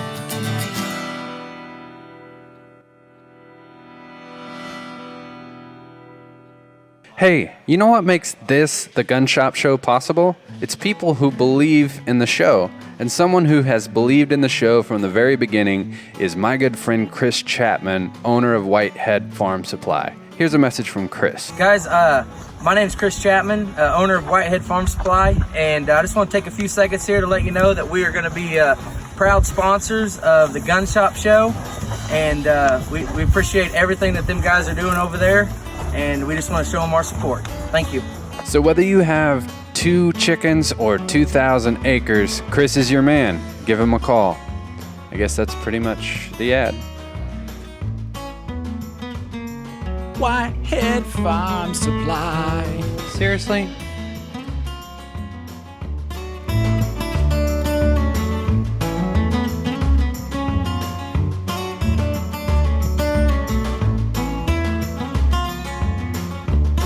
Hurricane Harvey and Hurricane Irma devastated the Texas and Florida coast, causing unprecedented damage. During difficult times like these, we tend to experience the best out of people, as seen in countless heroic images of neighbor helping neighbor. However, these events can also bring out the worst out of people, seeking to take advantage when you are the most vulnerable. From the moment rain and wind started, calls have been pouring into our emergency attorney hotline from members who were forced to abandon guns in their homes overtaken by floodwaters, as well as members who have had to protect their property from looting. Our member John was one of those callers after he was forced to use his gun. Here is his story. During Harvey, John and his son were combating the water that continued to rise in their home. Suddenly, John noticed a truck driving up and down the street, creating wakes. Each time the truck passed, it pushed more water into John's home. As the truck was coming back around, John's son went out to confront the driver and ask him to stop. John didn't recognize the truck as being from the neighborhood and was worried the driver might be casing the street looking for an opportunity to loot empty houses. Responsibly and legally armed, he followed his son outside. As John walked toward the truck, the driver started accelerating straight at his son. John, fearing for his son's safety, fired a single shot in order to startle the driver and give his son time to move. When the police arrived, they intended to arrest John for deadly conduct. He called the Lost Shield emergency hotline and was immediately advised by his independent program attorney. After the attorney talked to the police, they determined that a crime had not been committed because John acted in lawful defense of his son. Thank goodness John is a Lost Shield member and knew exactly what to do when the police arrived. We were there for John when he needed us most, and we are here for you 24/7 with our attorney-answered emergency hotline.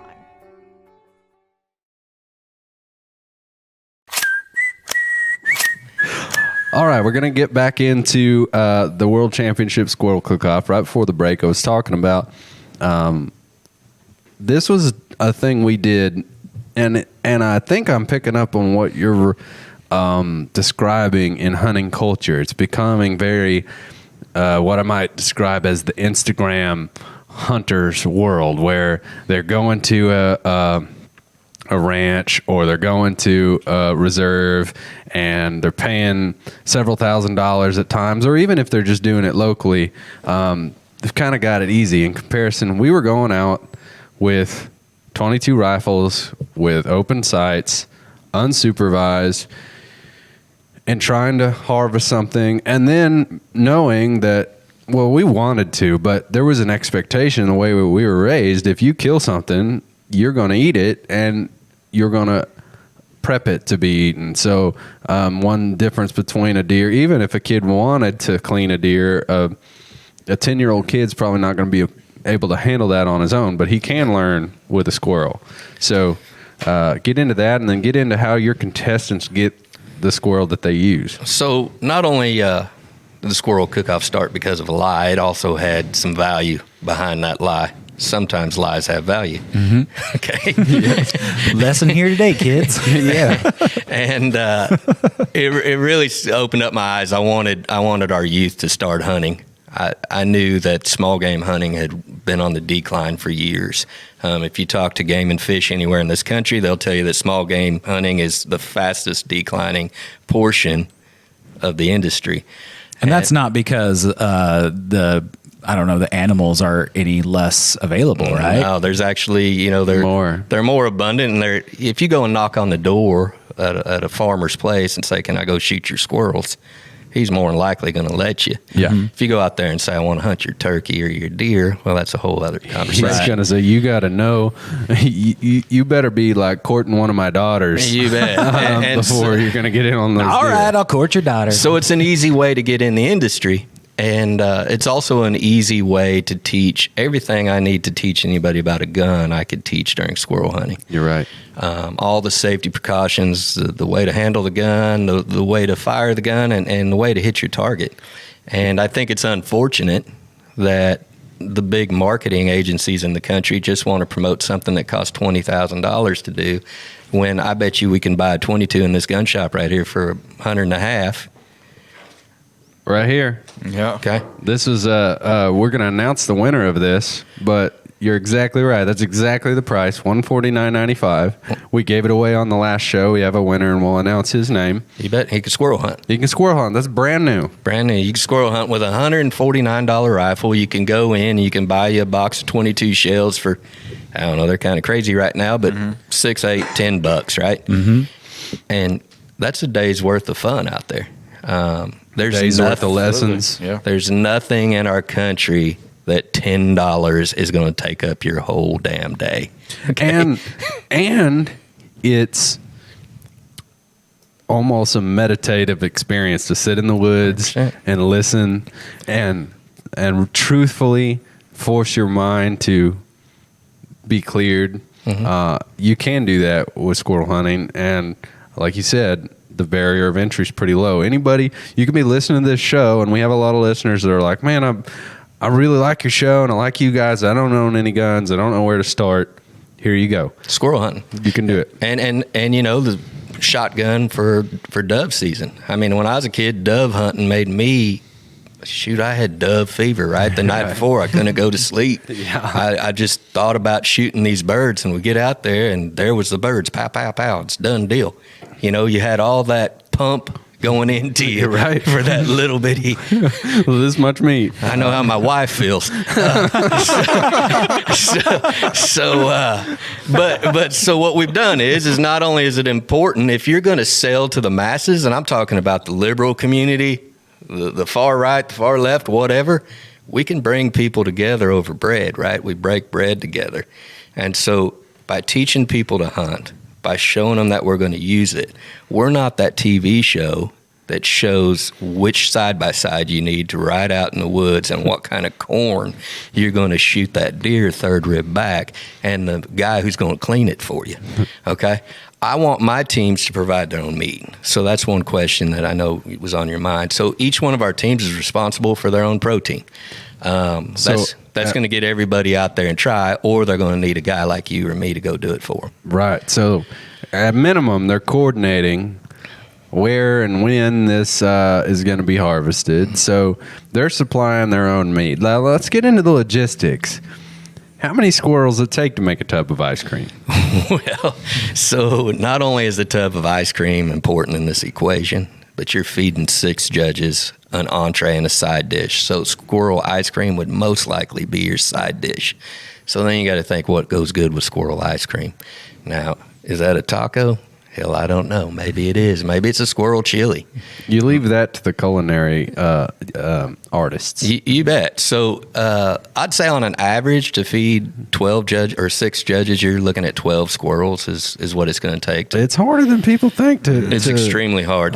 Kill 12 squirrels. Unless you're really patient with a set of 275, 65 radials, and you hit them just right on the road, you're probably going to need a firearm.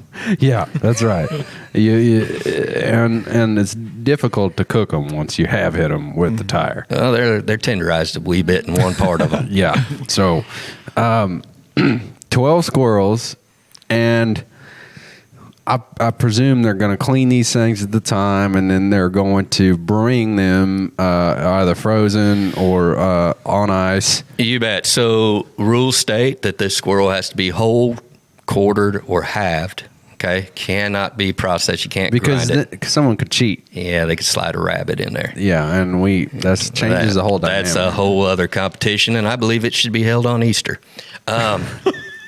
But this is breaking news, folks. You're getting the latest. The truth is, so we want to verify that the squirrel's been handled properly, right? And if this thing shows up and is as green as an avocado, we're not going to allow you to cook it. No, too much on the line with the judges. It's got to be 40 degrees or under, and no marinating. Now, when I say that, squirrel is kind of the tofu of the woods. It'll absorb any flavor you throw at it.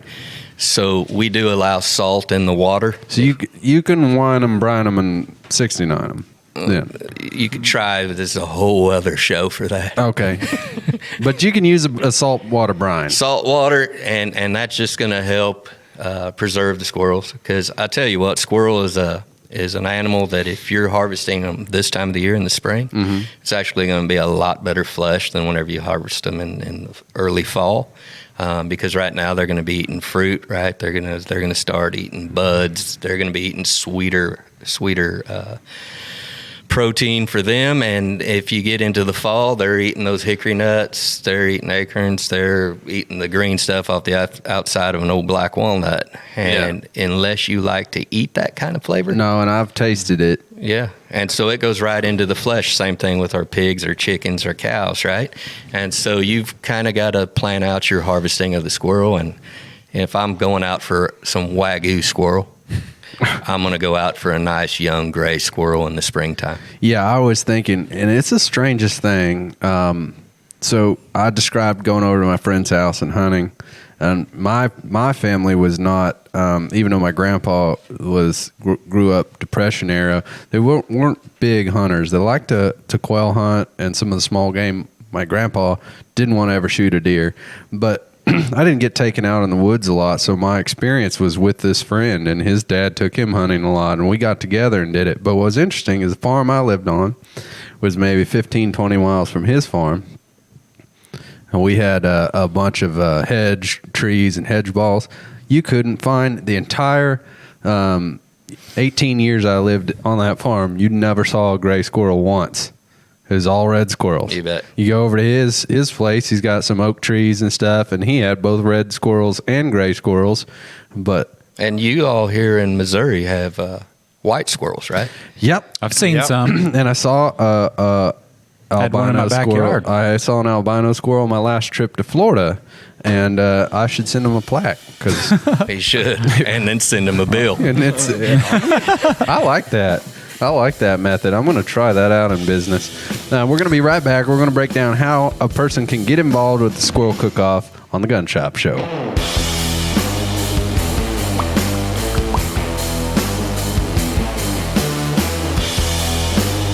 Commercial idea for net fishes. I walk into the commercial director, we'll call him's office. I say to him, "Hey, how's it going?" He replies, "Good. We got your commercial ready to go. Are you ready to listen?" "Yeah, but before I do, I have an idea I want to float by you." He says, "Okay," a bit sarcastically. And I say, "All right." And I clear my throat and I start singing this song, something similar. Net fishes, we're all really good friends, hanging out and stuff, and having memories to talk about when we were young. It's net fishes. And I say the business name wrong, like fish nets. He replies, "That's terrible. And you didn't even say the right business name at the end. It's your business." Then it cuts to fish snatches. Net fishes, where we can all be friends. End commercial. The Gun Shop Show costs money to make, and the Gun Shop Show is brought to you by pecans and cheese. Not really. Actually, we didn't have any sponsors for this segment, and so I decided that I would take a snack break and also I decided if you guys are tired of listening to me eat cheese and nuts, that you need to buy an ad. So from now on, if our ad sponsorships don't sell out, you're going to have to listen to me eat nuts and cheese. In order to sponsor the Gun Shop Show, send us an email at thegunshopshow@gmail.com. Next week, chips.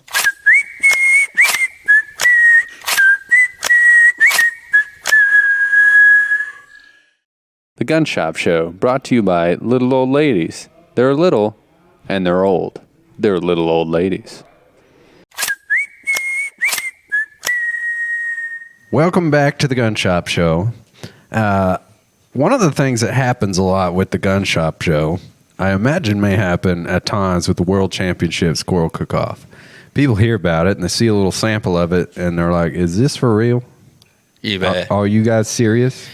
And the truth is you are. I'm dead serious, man. You know, how many listeners we got? A couple million? Yeah, I would say on a conservative day. So, you know, I told you I like side shows in this deal. And I'm currently looking for 3 to 6 fainting goats. This year, for the first time ever at the World Championship Squirrel Cook-Off, we want to have fainting goat bingo as a side show. And I've already got the midget and the train horn. And so I'm just looking for these goats. He called me the little man. So and he's fine with that title. He's all about it. He's working it, I'm sure. Oh, he's making money. You probably corrected him on that. I think I said small human, and he said, "Please, call me a midget." Call me a midget. And so the goal behind this is these little fainting goats are hard to come by. They're high dollar. And people just don't want to lease them out for a 4-hour bingo deal with a midget and a train horn. Which just seems, I mean, why would you even own a fainting goat if you didn't want to do that? I mean, that's the whole point, have them faint. I just don't, it seems like they're taking themselves too seriously if they don't want to get involved.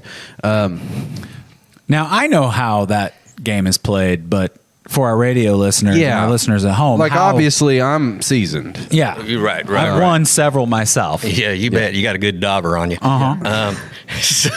So the idea, I mean, come to me, I believe it's about 4:15 of the morning.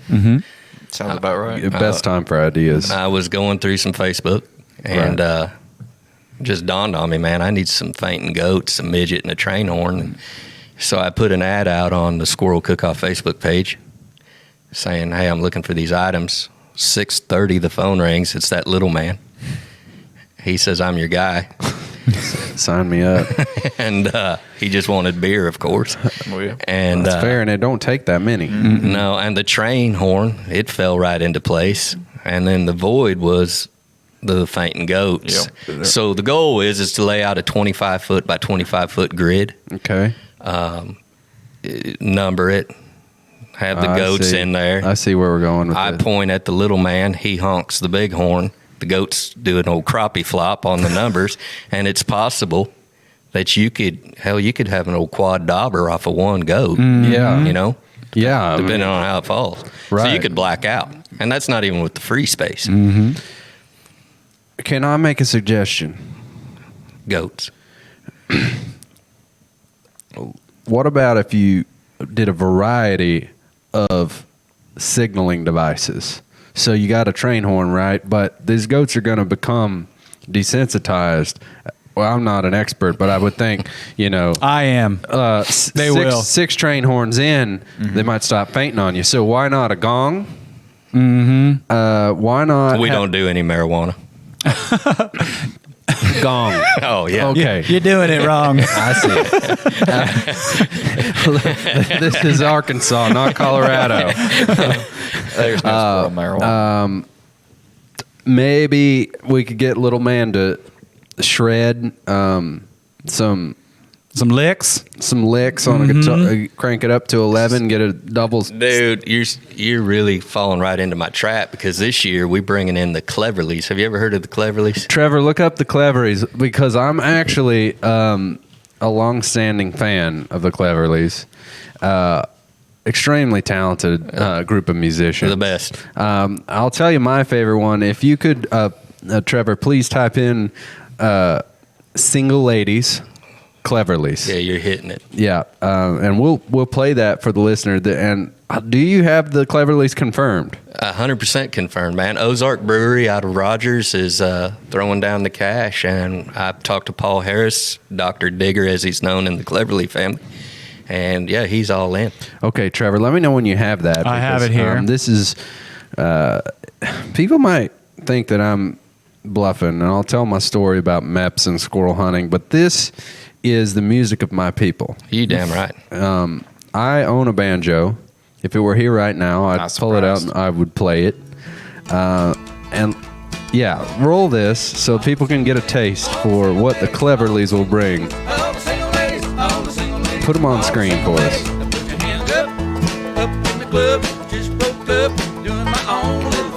Crank it up a little. Now you want to trip, another brother noticed me. That singer looks like he's from the Trailer Park Boys. He's from a mountain in Arkansas. You can't be mad at me. If you like it, then you should have put a ring on it. If you like it, then you should have put a ring on it. Don't be mad what you see that he on it. If you like it, then you should have put a ring on it. Whoa, whoa, whoa, whoa, whoa, whoa, whoa, whoa, whoa, whoa, whoa, whoa, whoa, whoa. If you like it, then you should have put a ring on it. Come on, man. Do I know how to throw a party or what? You are a man of my people, bringing this level of diversity. And I think what we're going to see after this is a little bit of cultural appropriation spread across the land. People are going to get here. They're going to see the Fain and Goat Bingo. They're going to see the Cleverleys. And squirrel will go from a thing that they saw on the Food Network to a part of their lives. Let's talk about that. So, man, I've had every race you could imagine cook squirrels. I've had, everybody's big on this diversity. Mm-hmm. It's a big thing right now. It's hot right now. My daughter told me I'm not woke, right? She's 14, becoming a hippie. I'm losing her. But I'll tell you this. You're woke on a whole nother level. That's right. I thought the hippie thing was over. Is it back? No, she's got crystals in her pocket. It's worse than you. It's worse than you thought. She's got crystals. She's gone. She took some old water out of the creek the other night and let the old pink moon hit it. What's that do for a fella? I think it helps the tomatoes grow. Oh, okay. All right. I just planted some. I'll try that. But so hey, we've had every race you could imagine. Probably year number 4, we had a whole. I don't know if they're a gaggle, a group murder. Mm-hmm. I like murder. No, we probably ought not use that with what's coming. But we had some normal, everyday gay folks cooking squirrel. Okay, right? And that was kind of something that I didn't see coming. But whenever it came there, you know what it taught me? That everybody's pretty equal. Mm-hmm. That's right. And everybody can cook squirrel if they want to. It doesn't matter our differences if we can come together and break squirrel. Yeah. Do you know why that's possible, man? This background right here, right? Mm-hmm. This American flag sitting behind me. I think I listen to this crap all the time, this equality and all of this stuff. And I think if you want to be equal, you ought not carry your own damn flag around. We already got one. And it's one flag for all of us. Whether if you're the gay dude cooking squirrel, the black dude cooking squirrel, whatever it is.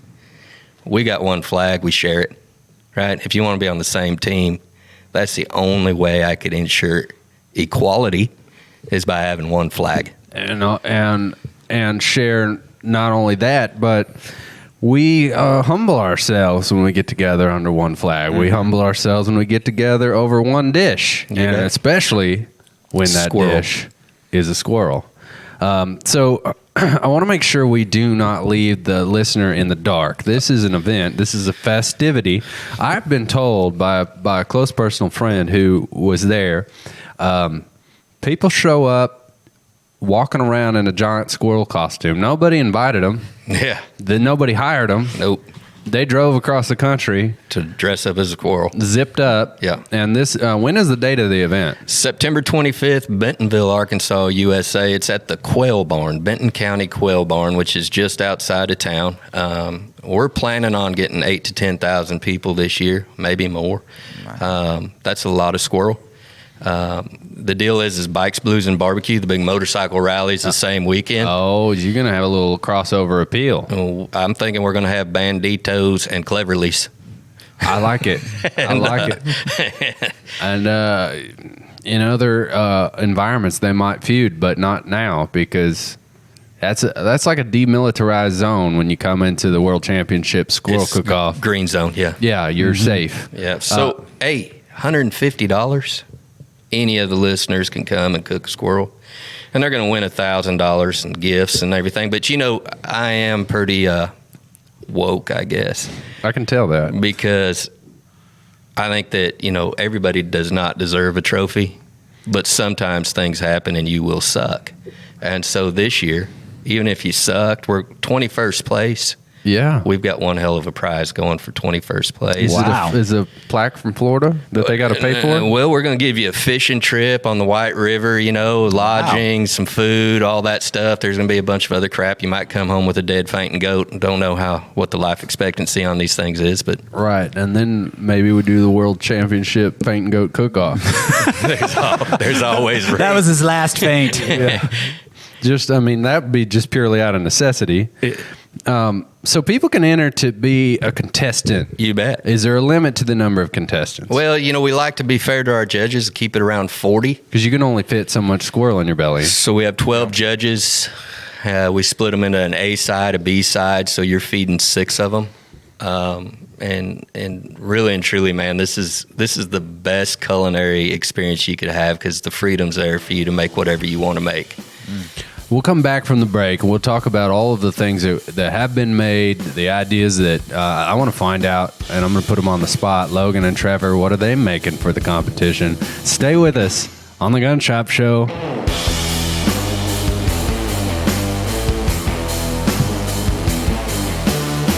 Kids are curious by nature. Do your part to prevent unwanted tragedy from striking in your home by doing these simple tasks. Consider gun locks and/or gun safes for storage of firearms. Don't leave your guns unattended where children could reach them. Discuss with your children the rules of firearm safety. Sign your kids up for hunter safety classes. Firearm safety in the household is your responsibility. Do your part to prevent unwanted tragedy from striking in your home. For more information, visit JasperCountySheriff.org. Buckle up, because belts just got better. With Core Essentials, the perfect fit every time. With 40+ sizing positions. Styles for any situation. Whether in the boardroom, crushing sales and taking names, on your next adventure, in the great outdoors, or when you're done for the day and ready to relax. Get your perfect fit with Core Essentials.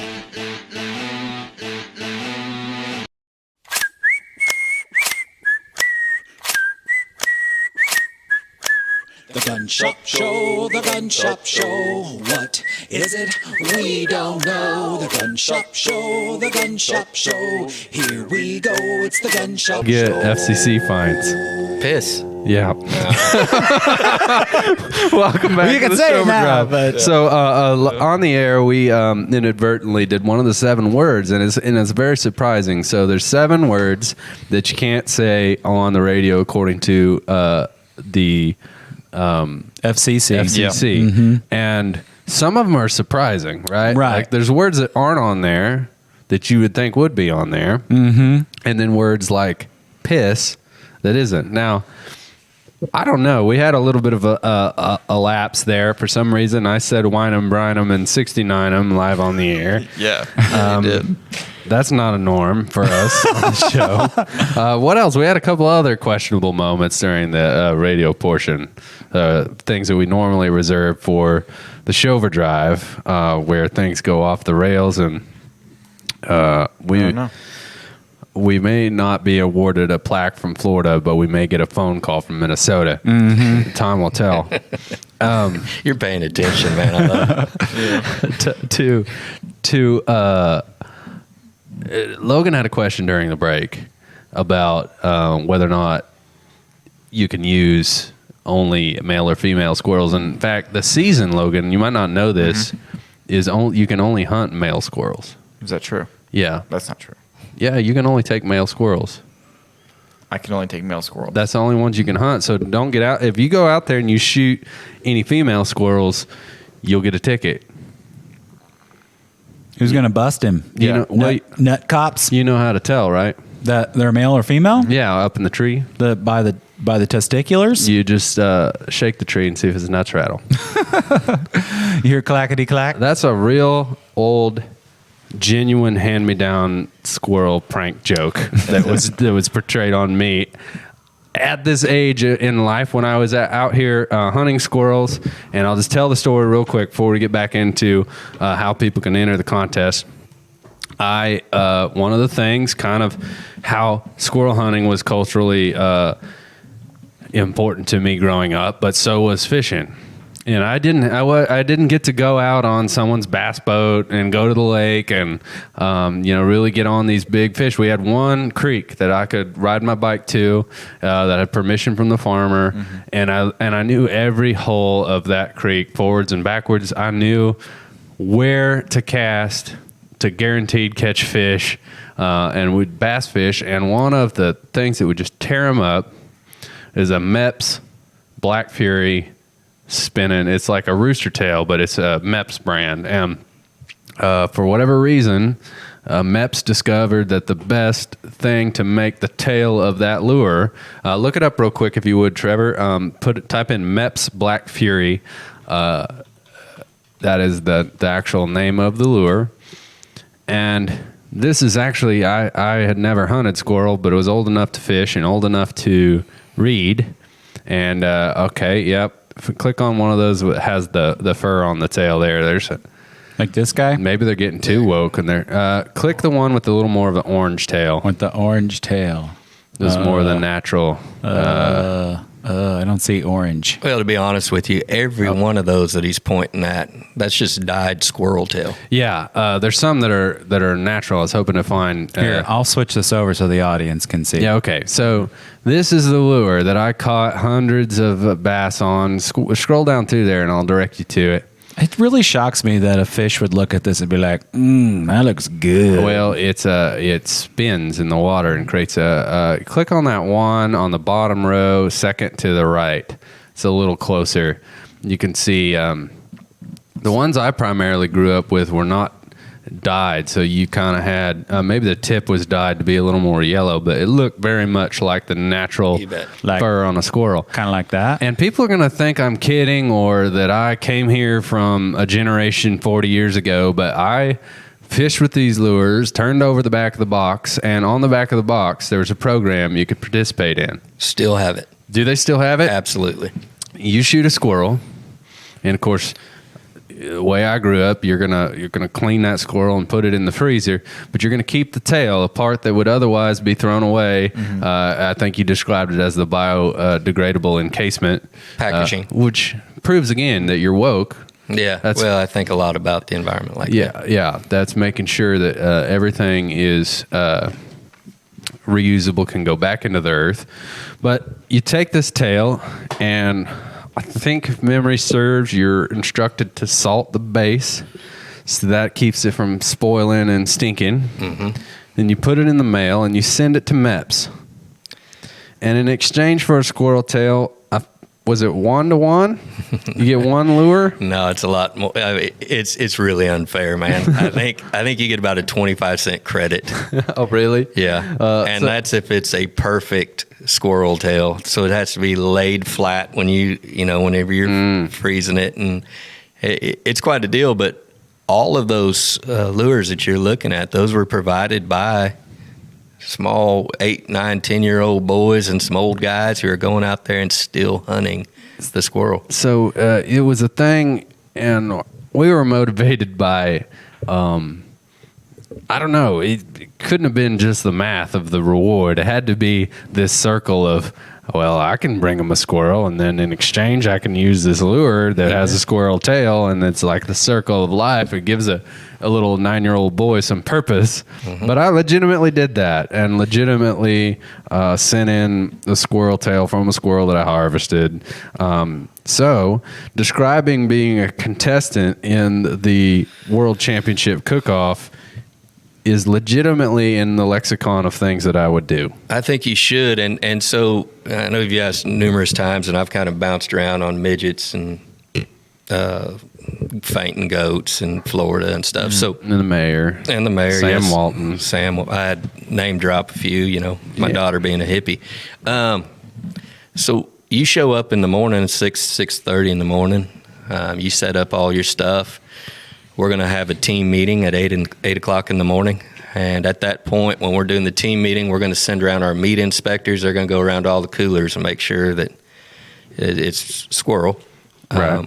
The rules state that 80% of all the meat used in your dish must be squirrel, so that allows the 20% to be other, which other is going to be your fattier meats, right? You could throw your pork in there. If you're making a gumbo, you might want to throw some other sausage in with it. Right.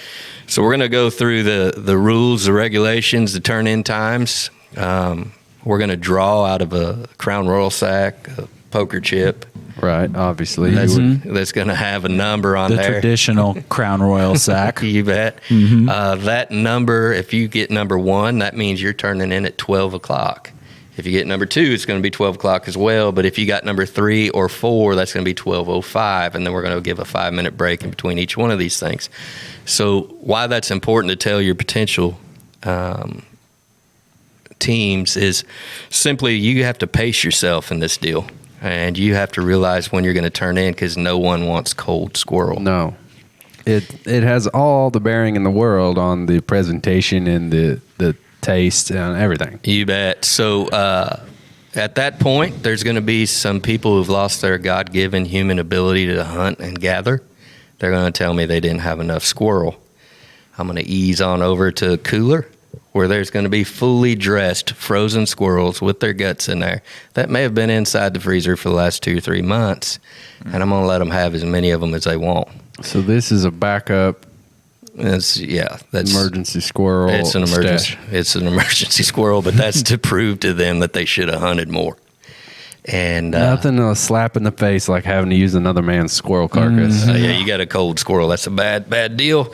So they go out and they start, and part of the rules state that you have to prep every bit of your turn in right there at the event. So you can't bring it and heat it up because they got to inspect the meat ahead of time. You bet. Which means whatever you need in terms of equipment, you should have brought. You got to bring it with you. You bet. And so as this is going on, the public's walking around. We try to, like I mentioned in the past, have sideshows. So we've done everything from open fire roasting a couple alligators tied together, stuffed with boudin sausage. And one of our sponsors is Conecuh sausage. I don't know if y'all have ever had it, but it's from Alabama. It's one of the finest. And we stuff these alligators with that and roast them. And I brought in the 6-time world champion of barbecue, Mark Lambert, out of Memphis. And Mark's a live fire whole animal guy.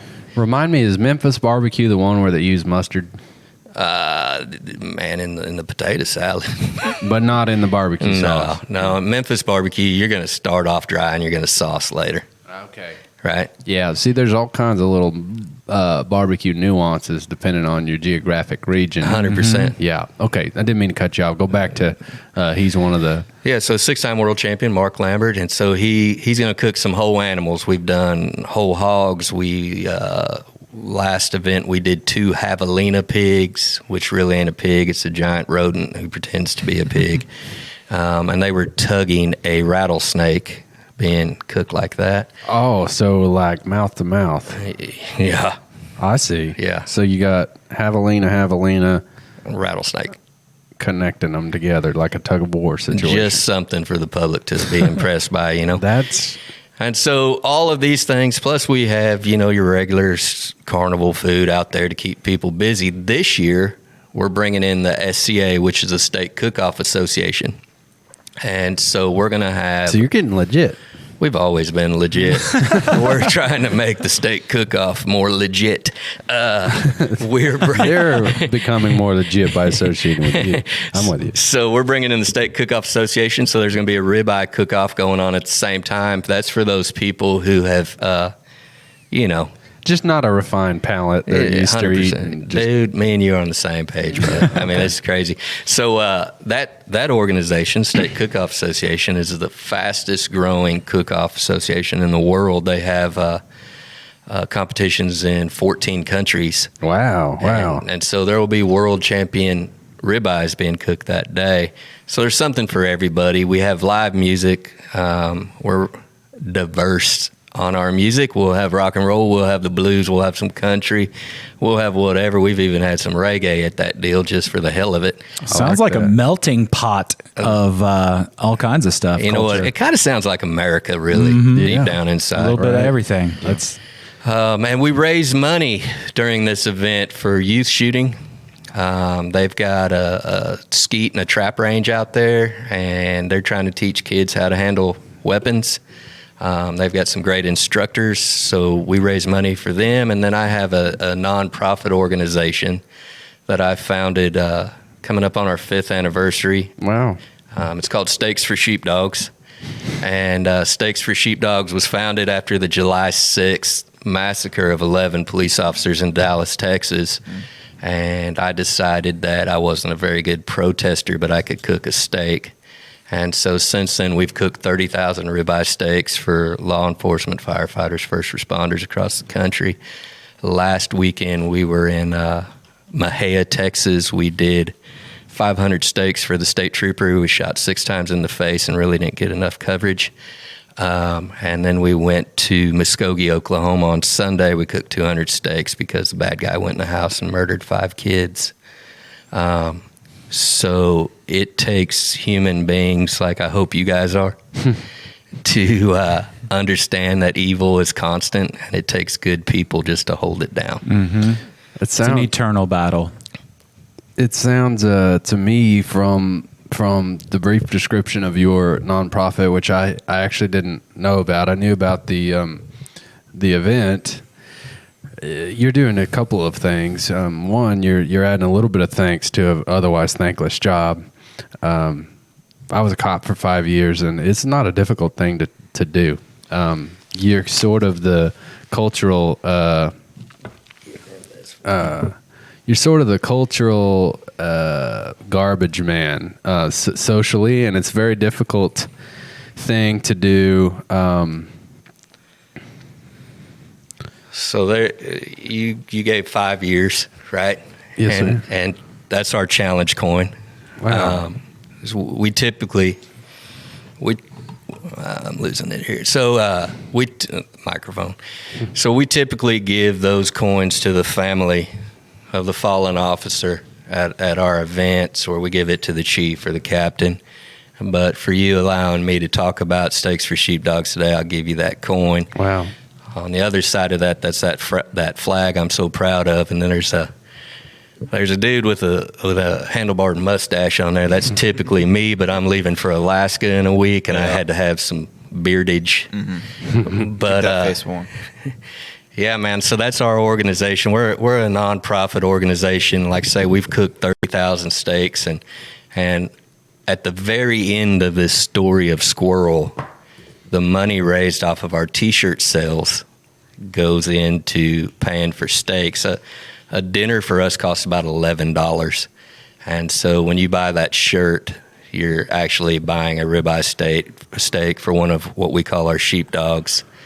And it's a good deal. It's a very noble thing. I think despite you can leave all the politics of recent concerns with law enforcement completely out the window and just remember something. You're asking a person to be the guy that shows up, runs into it, and shows up. And it's not just the brave things that we can kind of, he ran into a shooting, but you're also asking the guy to stand there next to the body of a child that died, and then go home and not get told thanks, not get told anything. Nobody checks on them. The least we can do is buy the man a steak. Yeah, and then when their lives are on the line, and it doesn't even make the news, maybe it will when you show up with a grill and at least feed them a meal. So I tell you, a couple years ago, our mission kind of changed. We were just feeding people who had a badge, right? And a lot of my friends are law enforcement. A lot of my friends, hell, I got a friend who's the coroner, right? And so you're not going to bring home those stories. They don't come home with you. And so the wives and the kids and the spouses, they sit there and they worry all day, every day. And the media doesn't help this deal at all, right? So 2 years ago, we understood that we were just going to have to work harder. We were going to have to raise more money. We were going to have to challenge ourselves to do the right thing. And the right thing was to invite the families. So our missions now include the spouses and the children of everybody who protects us. I think that, people are ignorant to the fact that they don't have to sleep with buckets of water around their house in case the fire comes, right? People are ignorant to the fact that, yes, you can own a firearm. You can be good with that firearm. But when the moment comes to use it, are you going to be ready to do it? We have people who have volunteered for a really poor payment, right? To do these jobs and to sacrifice their kids and their families for us. And it's in every single community across our country, 365 days a year, 7 days a week, right? These people are out there doing it.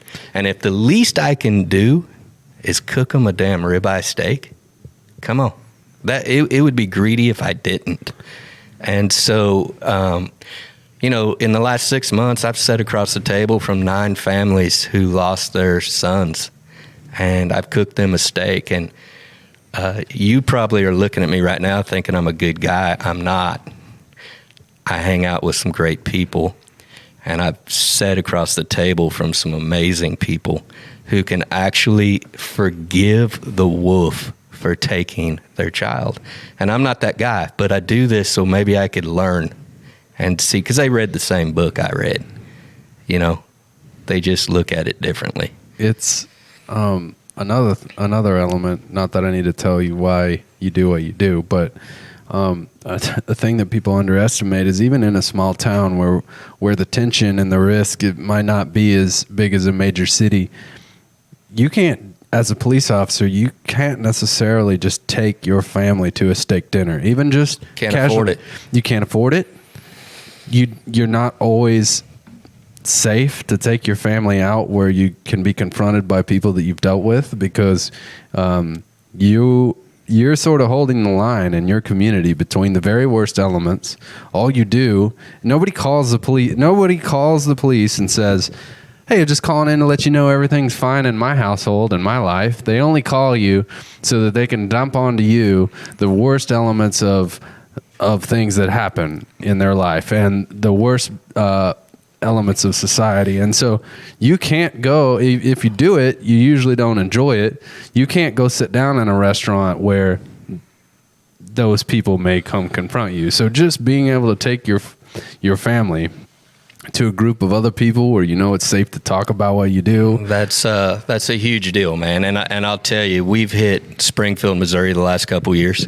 They had an officer there who was chosen by the bad guy to get hit by this vehicle. The bad guy was driving around the police station. You guys probably remember this. And he was crushed into a concrete barrier, and he's paralyzed from the nipple down for the remainder of his life. And he was in rehab or, physical therapy for 6 months. The day he got out, he come home from Colorado. That's where they were trying to make him better. We had a Steaks for Sheepdog event, and we gave him his first real meal that he'd had in 6 months. And, as uncomfortable as it was facing him and telling him who we were, the thing that I wanted to talk to was his wife, and I wanted to know how she handled it. And her story is amazing, because prior to that, her husband being paralyzed, she thought everybody in the country hated her husband. And whenever that incident happened, she was blessed by thousands of letters and thousands of people asking what they could do. And so our organization isn't just for the fallen, isn't for just tragedy. We want to come in times of peace, right? And the small town to us is just as important, if not more important, as the big town. Big towns seem to get a lot of traction, right? Small towns don't. And so we're not opposed to feeding 25 steaks, but we'll feed 1,000. We'll feed 20,000 if they call. And hell, if you guys want to be a part of that, you're more than welcome to be a part of it. Thanks. We would love to. We'll definitely contribute. How we can talk off the air about what the logistics of that looks like. I want to make sure that we get back to squirrels and make it. And don't get me wrong, that the message that you just shared is an extremely important one, and I know will resonate with our listeners. And I guarantee you. And before we move on, let's tell how do people reach out to your nonprofit? Well, I know he threw it up on the screen, but Steaks for Sheepdogs is there, and I tell you, what you'll see on there is on the bottom of that page, there's some seasoning we sell, and we sell our steak, we sell our potato, and we sell our bean seasoning. And those are the exact seasonings that we use all across the country. We want everybody to be served the same meal. And so you can also buy these seasonings. We'll ship them out to you. We have some coffee as well. That's really our only fundraisers. What's crazy is, typically whenever the bad guy comes, he'll get $3 million from one of these donation platforms. And the guy who lost his life won't get hardly anything. Mm-hmm. And you can make a donation to us, and we're going to go out and we're going to feed people, and we're going to make a difference in any community we come to. And what is the name of that website URL? It's steaks, 4, sheepdogs.org. So they can get involved by donating there. I can also probably buy what I presume is a great seasoning. You're a man of great taste, so those steaks are going to taste good, and you're going to be supporting a good cause when you buy the seasonings and the coffee. 100%, and I imagine you'll probably wind up reordering because it's so good. I'm all about it, and I told Trevor the other day, as we stood around the grill, I've been grilling like 3 or 4 days a week. I midday grilled yesterday or the day before yesterday. That you're becoming one with the backyard when you're doing lunchtime grilling. Mm-hmm. That did bring me to a bit of a awkward moment, though. Yeah, standing over the grill. So. Last Christmas was that the awkward moment? I just made another one. Just no shortage of those. No, so I'm a relatively simple guy, so I just go with the classic Weber, right? Right. Just a round charcoal grill, and you can do a lot with it. And Trevor very thoughtfully last year he bought me a gift. And so he comes over this last weekend, and we're getting ready to grill, and I'm like super nervous because I lost the gift when we moved, and I'm really getting very upset that he's coming over. He's going to see me grilling, and it was a set of hooks that clips specifically on the side of the Weber to hang your tongs and utensils. Yeah, and I'm like, if I just don't say anything, is he going to notice? But he's going to ask me, where's your hooks, man? And I'm going to have to break it to him that I've lost them. And so I did. I said, hey, I'm just sick about this, but I want to get it out in the open. I want to just get this off my chest. That thoughtful gift you got for me? I lost it. And Trevor says, I gotta be honest with you, man. I forgot I bought you that.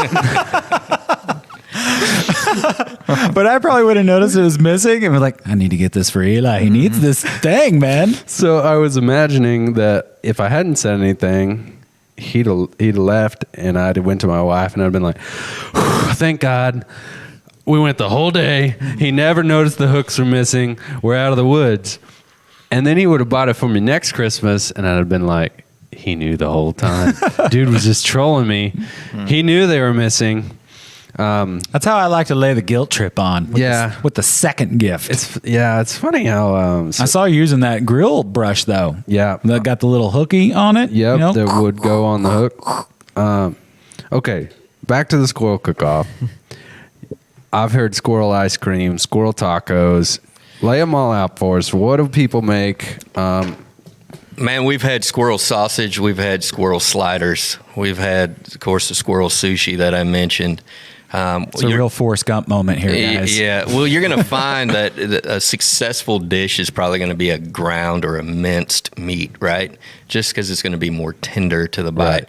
But all of these fancy dishes or these Americana dishes or infused dishes, that doesn't mean Squirrel and Dumplings can't come to this deal and win. Last event, Squirrel and Dumplings placed second. So, traditionally, it's kind of like if you're in New Orleans, people think that if you're north of I-10, you're a Yankee. I'm going to tell you that if you're kind of north of Arkansas, a squirrel dish usually has Campbell's soup with it. And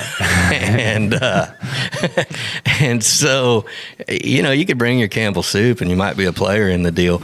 At the end of the day, you're going to possibly win $1,000. And I don't know how many people listening are currently a world champion or something, but it's a great conversation piece. I am actually a universal champion of bottle stacking. So I have that going. That's for a me. winner. Not a lot of people can say that. No. We used to give away a gold, silver, and platinum album because I didn't have any friends who actually had one.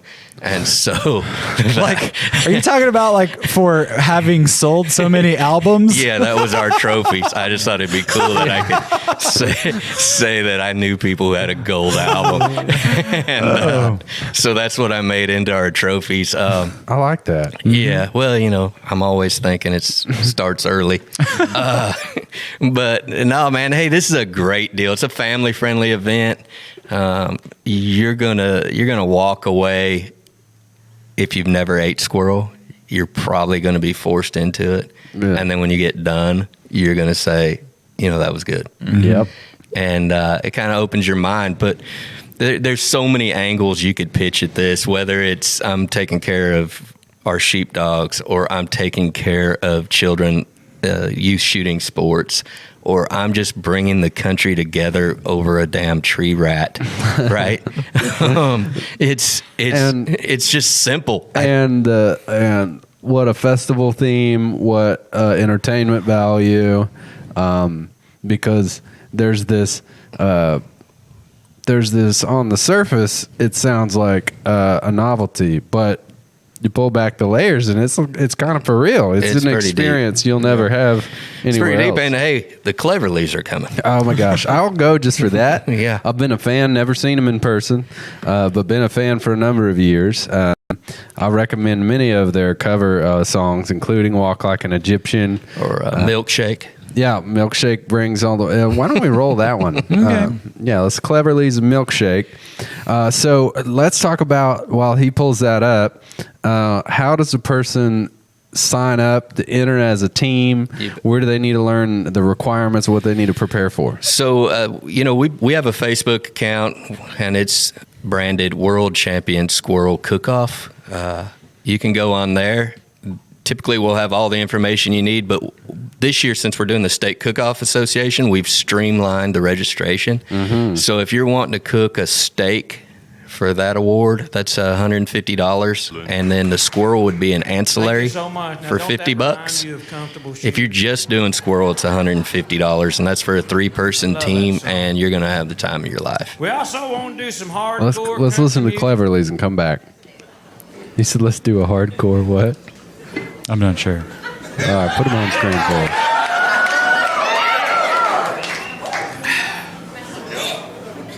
Whoa!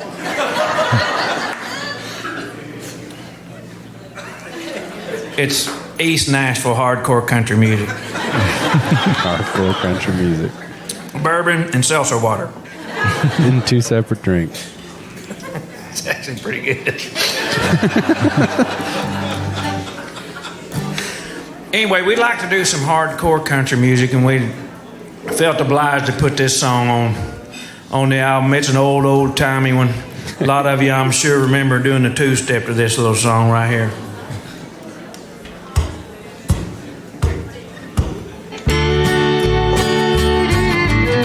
La la la la la, my milkshake brings all the boys to the yard.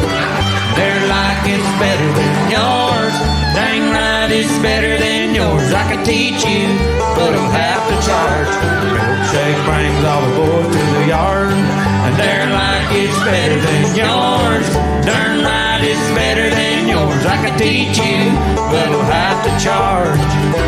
Know you're on it. That thing that makes me what the guys go crazy for. They lose their minds away. I think it's time.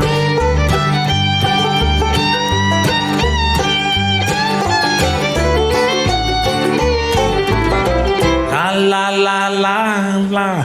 Milkshake brings all the boys to the yard. I love it. They're like it's better than yours. So the Cleverleys are going to be here. When is the date? I could teach September 25th, Bentonville, Arkansas, USA. We hope you start showing up about 9 o'clock. We will have ice cold beer from Ozark Beer Company. There we go. You got to show up early, man, because I only print 1,000 of the official shirts, and they sell out. And to answer the question to your listeners, we will have plenty 4Xs available. Very astute, very instinctive understanding of our listener base. Oh man, you gotta wait. I was brainstorming this shirt. I met with Archie Apparel. They do our clothes, and they said, "What are you after this year?" And I said, "What I would like to have is a large okra." The one with the hook on the end, not the straight end okra, the right variety. Yeah, and I want the hook pointing upwards. And I want this squirrel to be straddling this okra with a chin mask, right? A COVID chin mask on, right? I'm tracking with you. You following me? Mm-hmm. And then around it, it's going to say the World Champion Squirrel Cook-Off 2021. And then on the bottom, it's going to say that thing I mentioned earlier, that this product will not cause cancer in California. I like that. I had an idea for an okra related shirt as well. Legalize it. Just write all these down, Trevor. Mine was Okra Winfrey. Oh yeah.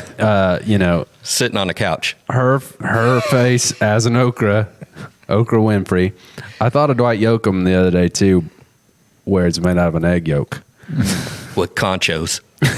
Yeah, exactly. Tell us the date again. September 25th, 2021. And they're going to go to World Champion Squirrel Cook-Off on Facebook. They're going to like that. We're also going to put the links in the description so you can become, take your favorite dish, get it ready, practice it. I mean, if you're serious, you're not going to make it for the first time on that day. You should not. But what you should do is, even if you're not going to cook this year, you should come out and explore the thing. I mean, where are you going to find everything we discussed today for the word free?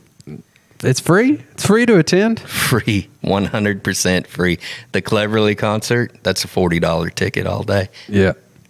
For everybody, it's going to be free. That's crazy. So everything except purchasing the T-shirts and the cold beer is going to be free. Okay, that's a good deal. And if you go there, and if you're like me and you think, man, I'm getting too good of a value, and this is several good causes involved, then there's ways to get involved with your nonprofit supporting the youth shooting sports. Stakes for Sheepdogs. Those are all things you can do. You can buy the T-shirt. You can make sure that anybody participating there, you support them in any way that you can. And what a good, wholesome family thing. And I can guarantee you, and there's not a lot of things in this world I can guarantee, but this is one of them. You go to this event, and it's going to be something you never forget. I can guarantee you the same. I can guarantee you the same, man. And I'm a community person. I believe in community first, right? I think if we all take care of our communities, and we don't have to worry about that stuff on TV. It's a trickle down, and it starts from small towns, big cities. It don't matter. And so this is my way to give to the community. And when I say my community, that goes all the way from both coasts, all the way to the bottom, and those Canadians up at the top. I want to help everybody. And it's, you know, ironically, if a redneck and squirrels can make this happen, and somebody isn't doing their damn job. It's like the mayor all over again. You're right. And it's very hard to keep on the feeling that is being pushed on us, that we all hate each other and we all disagree and everything's on the edge of collapse when you're standing around having fun over something as simple as cooking squirrel. I think that that word they, you know, we use it quite a bit. I think they try to make us fear things, because if you fear it, you hate it, right? If you fear a snake, you hate snakes. If you fear a dude with one of these evil weapons sitting behind you, you hate them. And if you fear that police officer, you hate him. I try to eliminate all fear from my life. I'm not scared of a damn thing, because I know at the end of it, it's what was meant to be. And so it's a pretty easy life if you get rid of fear. Yeah, it certainly I is. like your style, Joe. Yeah, I do too. I have a feeling that if you're willing, that you will become a regular on the Gun Shop Show. As long as I don't have to do it on my cell phone sitting in a truck sideways, man. We'll bring you in upside down. Yeah, that was pretty uncomfortable. Some of our regular listeners will remember we attempted to bring Joe in remotely, which we've had to do with a lot of guests for logistic purposes, and it technologically did not go well. It was hilarious for us to watch, because he couldn't hear us, but we could hear him, and he was on screen sideways and everything else. We have a little bit more housekeeping to do. We didn't announce the winner of the RS-22, but before we do that, Joe, is there anything that you want our listeners and viewers to depart with other than what you've covered so far? Man, just wake up every morning and love this place. That's all I'm going to leave you with. I just think that there's too much good here for us to give it away to people who want to take it from us.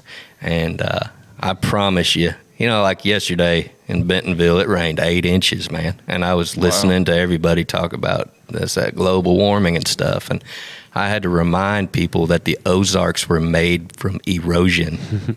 Yeah, right. That's how all these shapes happen. And so, you know, what people think is new, it really isn't. This is the same thing. And you know, that the nonsense about how violent of a world we live in, I think those people never read the Bible.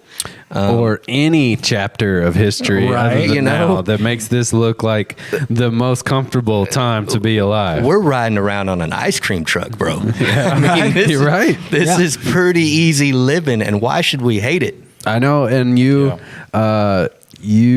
may not know this. I don't know how much of our episodes you've seen, but even to some criticism, I'm making that point all the time. I'm teaching you how to defend yourself in a life and death situation, and I'm even someone who would benefit more by telling you everything is terrible, arm up now, and yet I'm going the other way and telling you, thank God we're living in the least violent time in American history. As a trend, it was far more dangerous, and you were far more likely statistically to be the victim of violent crime in the 60s, 70s, 80s, and 90s as you are compared to now. The difference is your awareness of that. Everything down to the economics of the world we live in. The poorest person in America is richer than most people on planet Earth. And like you've alluded to, why not wake up and enjoy the gift we've been given and not fall victim to whether it's engineered, whether it's a pattern we're experiencing as a country, whether it's a pattern we're experiencing as humankind. We can through things like what you're doing, wake up and enjoy each other's company. Joe, it's been absolutely a pleasure to get to know you, and thank you so much. You too, man. I'll be back anytime you guys want a redneck from Arkansas. Well, I know we'll love to have you. Okay, so last thing, I want to announce the winner of the RS22. And we have not come up with anything better than a drum roll. Well, the beatbox thing went over really well last time. People like that? Well, they thought it was a train wreck that was hilarious. Someone mentioned gunfire. How about this? Gunfire would be cool. Logan, can you do a squirrel noise? No. I could probably find some What does squirrel the squirrel noise. sound like? Joe, can you do one? Well, hey, you got any change in your pocket? No, I can put it down. It'd be funny if you just said thanks. But if you're No, one of those little cool tricks you could do when you're out in the woods, if you go ahead and just kind of click a couple quarters together and kind of grind on them, that's going to sound just like a squirrel eating hickory nuts. And the other squirrels are going to come think that you're the McDonald's of the woods. Ooh. It's true. And at that point, you're going to aim at that head. Yep. We use nickels, but it could be done with anything. That's probably because we didn't have quarters. I've got some squirrel barking and squeaking loud sound. Do it. Let's do it. We'll use that as our drum roll to announce the winner of last week's giveaway. I don't know what this is going to sound like, so let's see how it rolls here. We're in the show overdrive. Everything. Here we go. But in the middle of it, someone just yells out a curse word. Piss. Drum roll. The winner is...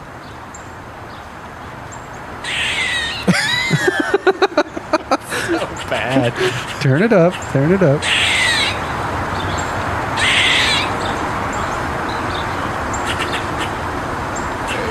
There it is. The winner is Mr. Jason Powers of the RS22, and we want to remind you, as Baby Logan so eloquently did, you can win the R51 Remington 9mm pistol. I got it right, yeah. Oh, there you go. You can win that just by sharing the feed and tagging 5 of your friends. Make sure you support Mr. Joe Wilson and all the great things that he's involved in. Make it out to the World Championship Squirrel Cook-Off. Find all the links in the show notes. And until next time, stay safe and stay free. Bye, everybody. Bye. Adios. Does anybody really have a couple of quarters? No, I don't. It really works. I don't know what changes. Yeah, I'm fresh out. Gun Shop Show!